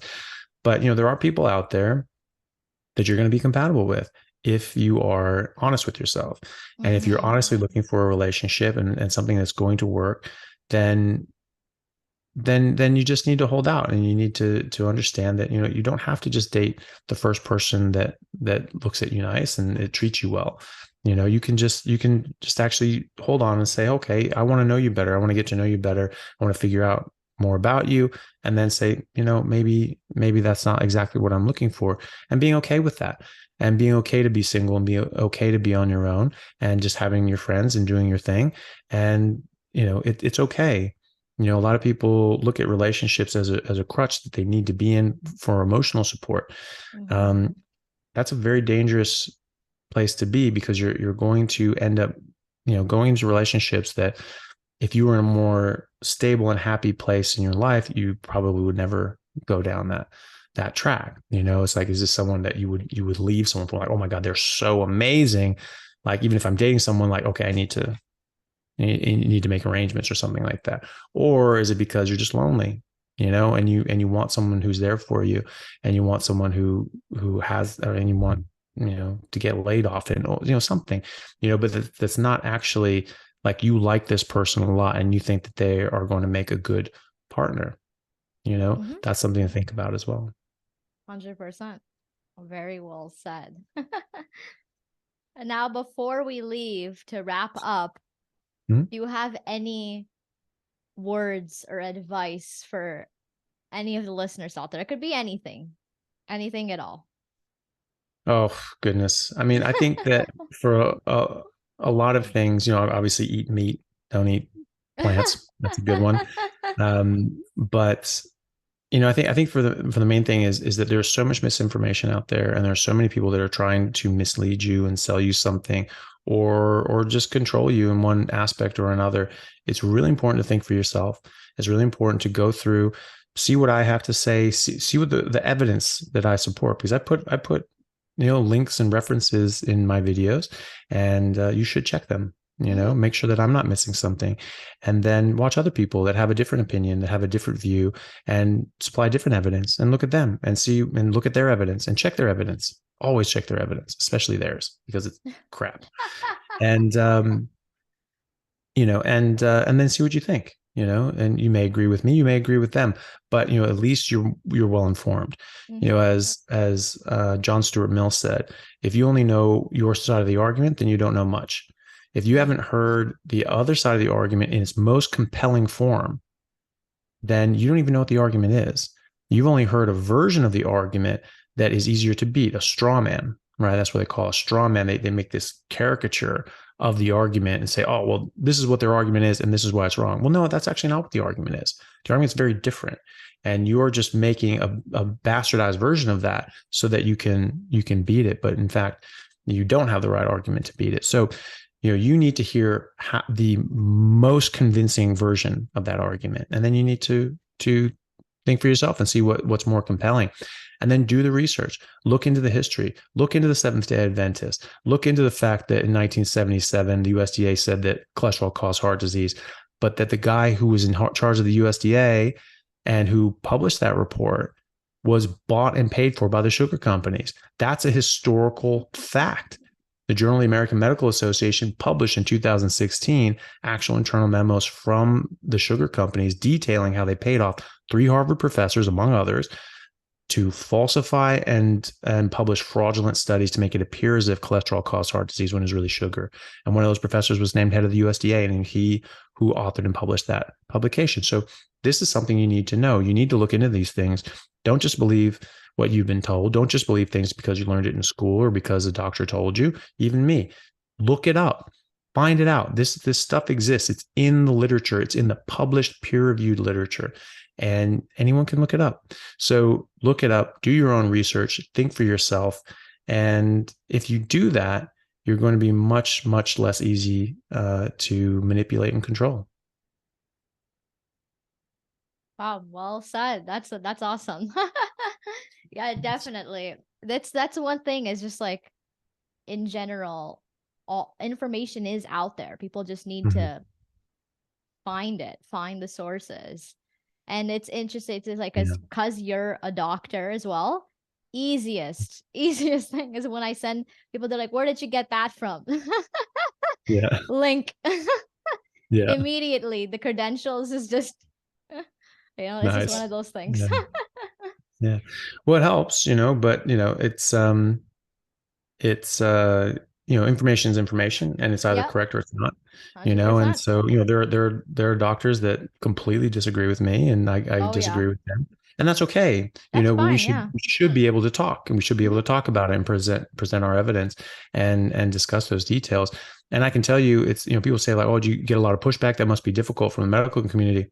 Actually, no, they're the easiest ones to talk to because Yeah. they understand this, very, very well. And, and when I point these things out and I point out, the issues, they just go, damn, okay, yeah. So they're actually the easiest to Hmm. talk to and to convince about this because it's very evidence based. Hmm. And it's other people that have been, extremely, you know, uh, manipulated in their Hmm. thoughts and beliefs. They can be difficult to pull around because maybe they don't actually know enough about the sciences and how science works and how these studies work to understand just how misled they've been. Where you talk to a doctor, I mean, doctors know that you can get a study that says anything. And so, and understanding about all the industry corruption and paid studies and things like that, you have to be very, very, very on your toes when dealing with these sorts of things. So you point out all these things, and you're like, oh, that makes perfect sense. And so, it's actually easy to talk to them about it. But it's something that anyone can do. Anyone can look these things up. You don't have to have a medical degree to find these things out. And in fact, sometimes it's better not to. I mean, obviously, someone's, oh, if you don't have a nutrition degree, you can't talk about nutrition. Like that's the dumbest thing I've ever heard in my entire life. Exactly. I mean, the guy who discovered Troy was not an archaeologist. He was just an Hmm. amateur archaeologist. Yeah, he just had an idea, and he's just like, you know what? I bet you that this is where they're like, oh, you're full of it, and he found it. And all these other trained archaeologists that thought he was just a kook. They didn't get it. He did. And some of the most compelling discoveries in Egyptology were from amateur archaeologists, not from the tenured professors. So often it takes someone outside to look at this from a fresh perspective and go like, wait a minute, this is bullshit. And when you have people that are nutritionists, well, they're being taught by the Seventh Day Adventists. The Seventh Day Yeah. Adventists who started this in the first place, right? So of course, what they're saying is going to be indoctrination. But what's great is that you get a lot of nutritionists that are like, hey, I have a PhD in nutrition. I'm following the textbook exactly. I'm getting fat and sick. What the hell is going on? you know and then they start looking into this themselves, and they have the skills and resources available to them so they can actually look things up, and they say like, holy crap, this is completely wrong. And they start eating a lot more meat, and they start going to a carnivore side. So there's a number of PhDs in nutrition that promote a carnivore diet, like Sarah Zaldivar, and she is just like, wow, I'm much more healthy and much more fit. I feel much better. I look better. And it goes exactly against everything that I learned in college. And now she's, teaching this in college as well. So I'm like, hey, all this is crap. And which is great. But, it's sometimes it's good to not have that indoctrination and to just have a fresh start and just be able to look at things and say like, okay, I don't know what's going on. Here are all the arguments. Here's the evidence they're putting forward, and just make a fresh opinion. It's sometimes easier to get that first impression right than to have to undo all of these impressions that we had before. Like you Hmm. said, you have to sort of undo, oh, oat milk's not good for me. Like, no, it's not. And so, but we're told that it is. We're Yeah. told anything plant-based is good, right? Yeah. And why would that be? It's like, you'll go make some salad out of hemlock, see how that works for you. Like half a leaf of hemlock will kill an adult, Yeah. you know? So, most plants will kill most people, right? And so the idea that we're in the Garden of Eden and just eating more fruits and vegetables, that's just better. Which fruits and vegetables? Most of them will kill you. It's important to understand these things, and and so sometimes it's best to just not have that formal education in the first place, because the formal education teaches you the box, right? You want to think outside the box. These are the limitations of knowledge. It's like, no, it only exists in here, right? And sometimes the best thing you can do is say like, well, maybe that's all wrong. And maybe what I should do is completely ignore that and ignore the arbitrary lines that you've drawn, and just look at all the information for myself. Hmm. We're always learning and unlearning. Hopefully, yeah. Oh. Mhm. Well, thank you so much, Anthony, for this. This is very insightful, and I'm sure people are gonna love hearing this. Yeah. Thanks so Well, much you're for all welcome. of your wise words and your your facts, and Yeah. also your opinions and debates too. Because you've mentioned too that you're like, don't just look at me, like look at Mm. everybody else as well. You should. Yeah, absolutely. I mean, and then make your own decision. I mean, not everyone's going to agree with me. That's fine. Yeah. You know, um, these are the conclusions that I've drawn from what I've seen. And all I Hmm. can do is sort of relay that to people and say how I came around to that conclusion. And if people, choose to do that, then that's fine. And when people do that, they get the benefits and the results, that I've gotten as well. So a theory is only as good as what it's able to predict. Hmm. And I can predict what this is going to do to people's health, and it happens every time. So to me, that my theory has been sustaining itself. So, um, but yeah, I think that's yeah.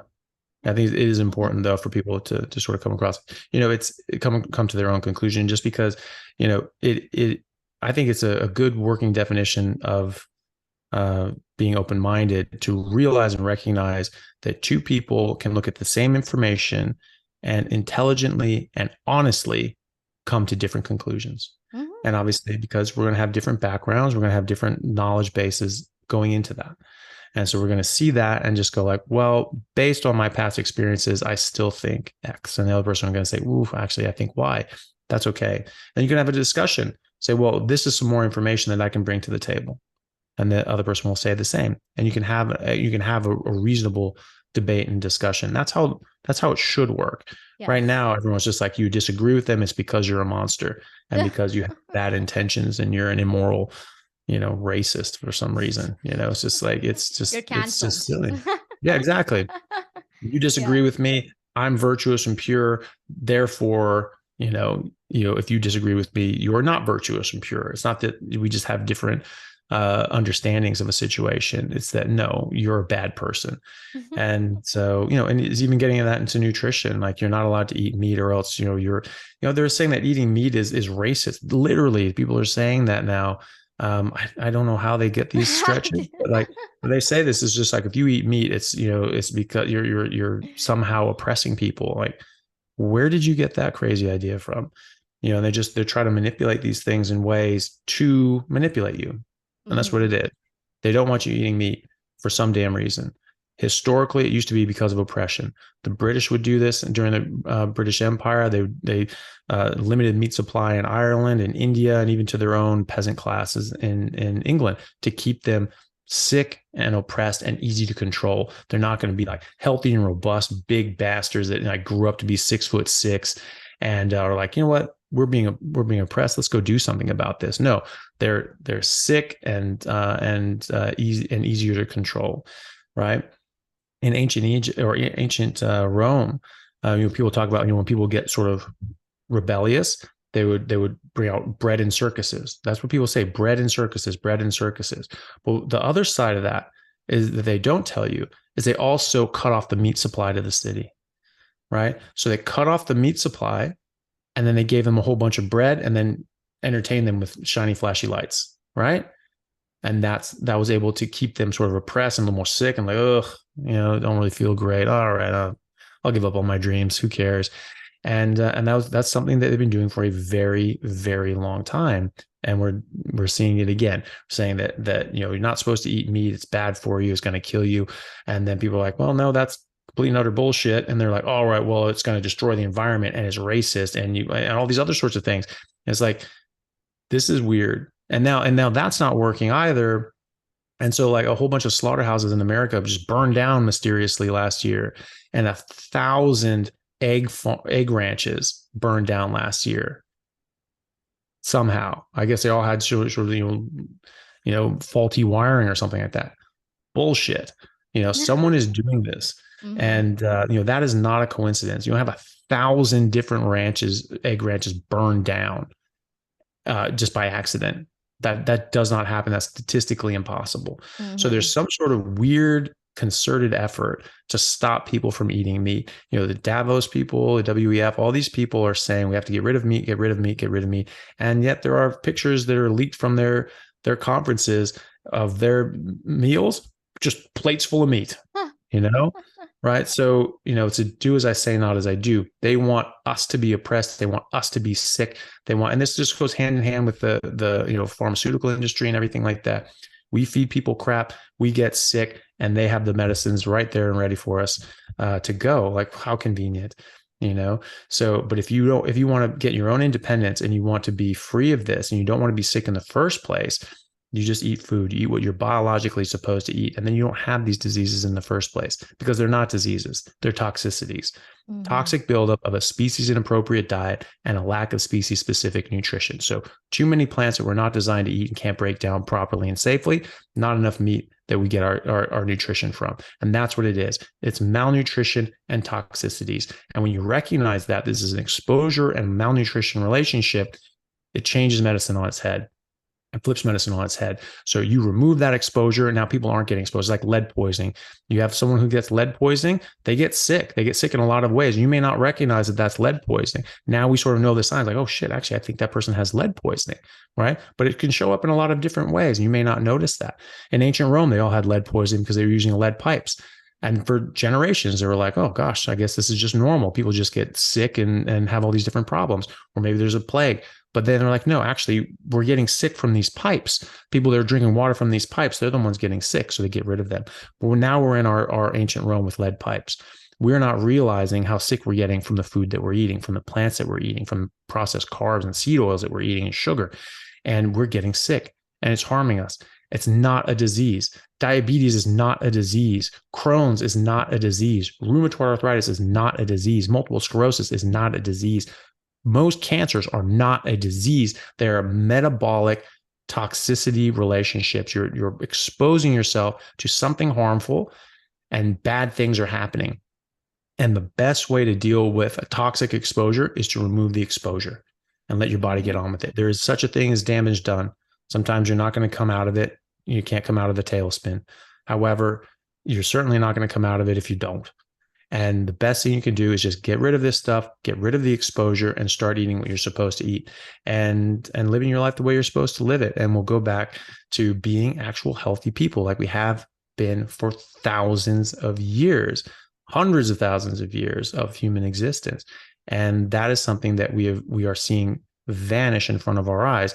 The chronic disease rates, these non-communicable chronic diseases make up over 90% of the diseases that we treat and the money that we spend on healthcare, right? And it's just going up and up and up. Heart disease rates have tripled since the 1970s. Diabetes has increased by a factor of 6. Stroke rates have tripled. Cancer rates have tripled. All these things are going up and up and up. And every decade, they're going up further, right? So that doesn't matter what your healthcare system is, it will crash it, right? You keep increasing the demand on the system, you will crash the system every time. And so that's your healthcare crisis, is that people are eating the wrong thing and they're getting diseases that don't need to exist. These things don't need to exist. If you don't eat what you're not biologically designed to eat, you will not get these diseases. You just will not. All right. And so you just eat meat, you just drink water. These diseases go away. They go away on their own, or they never happen in the first place. And so that's something that we can all take control over. And that is something that for some reason really pisses people off and they're trying to stop us. So the best thing you can do is not let them. Well, thank you for being so passionate about this, because I think it's what people need to hear. And I think just the more that we all do it, the more we all get into it, even if it's like a trend, even if it starts as a trend, it's still a better start in general. Yeah. So yeah.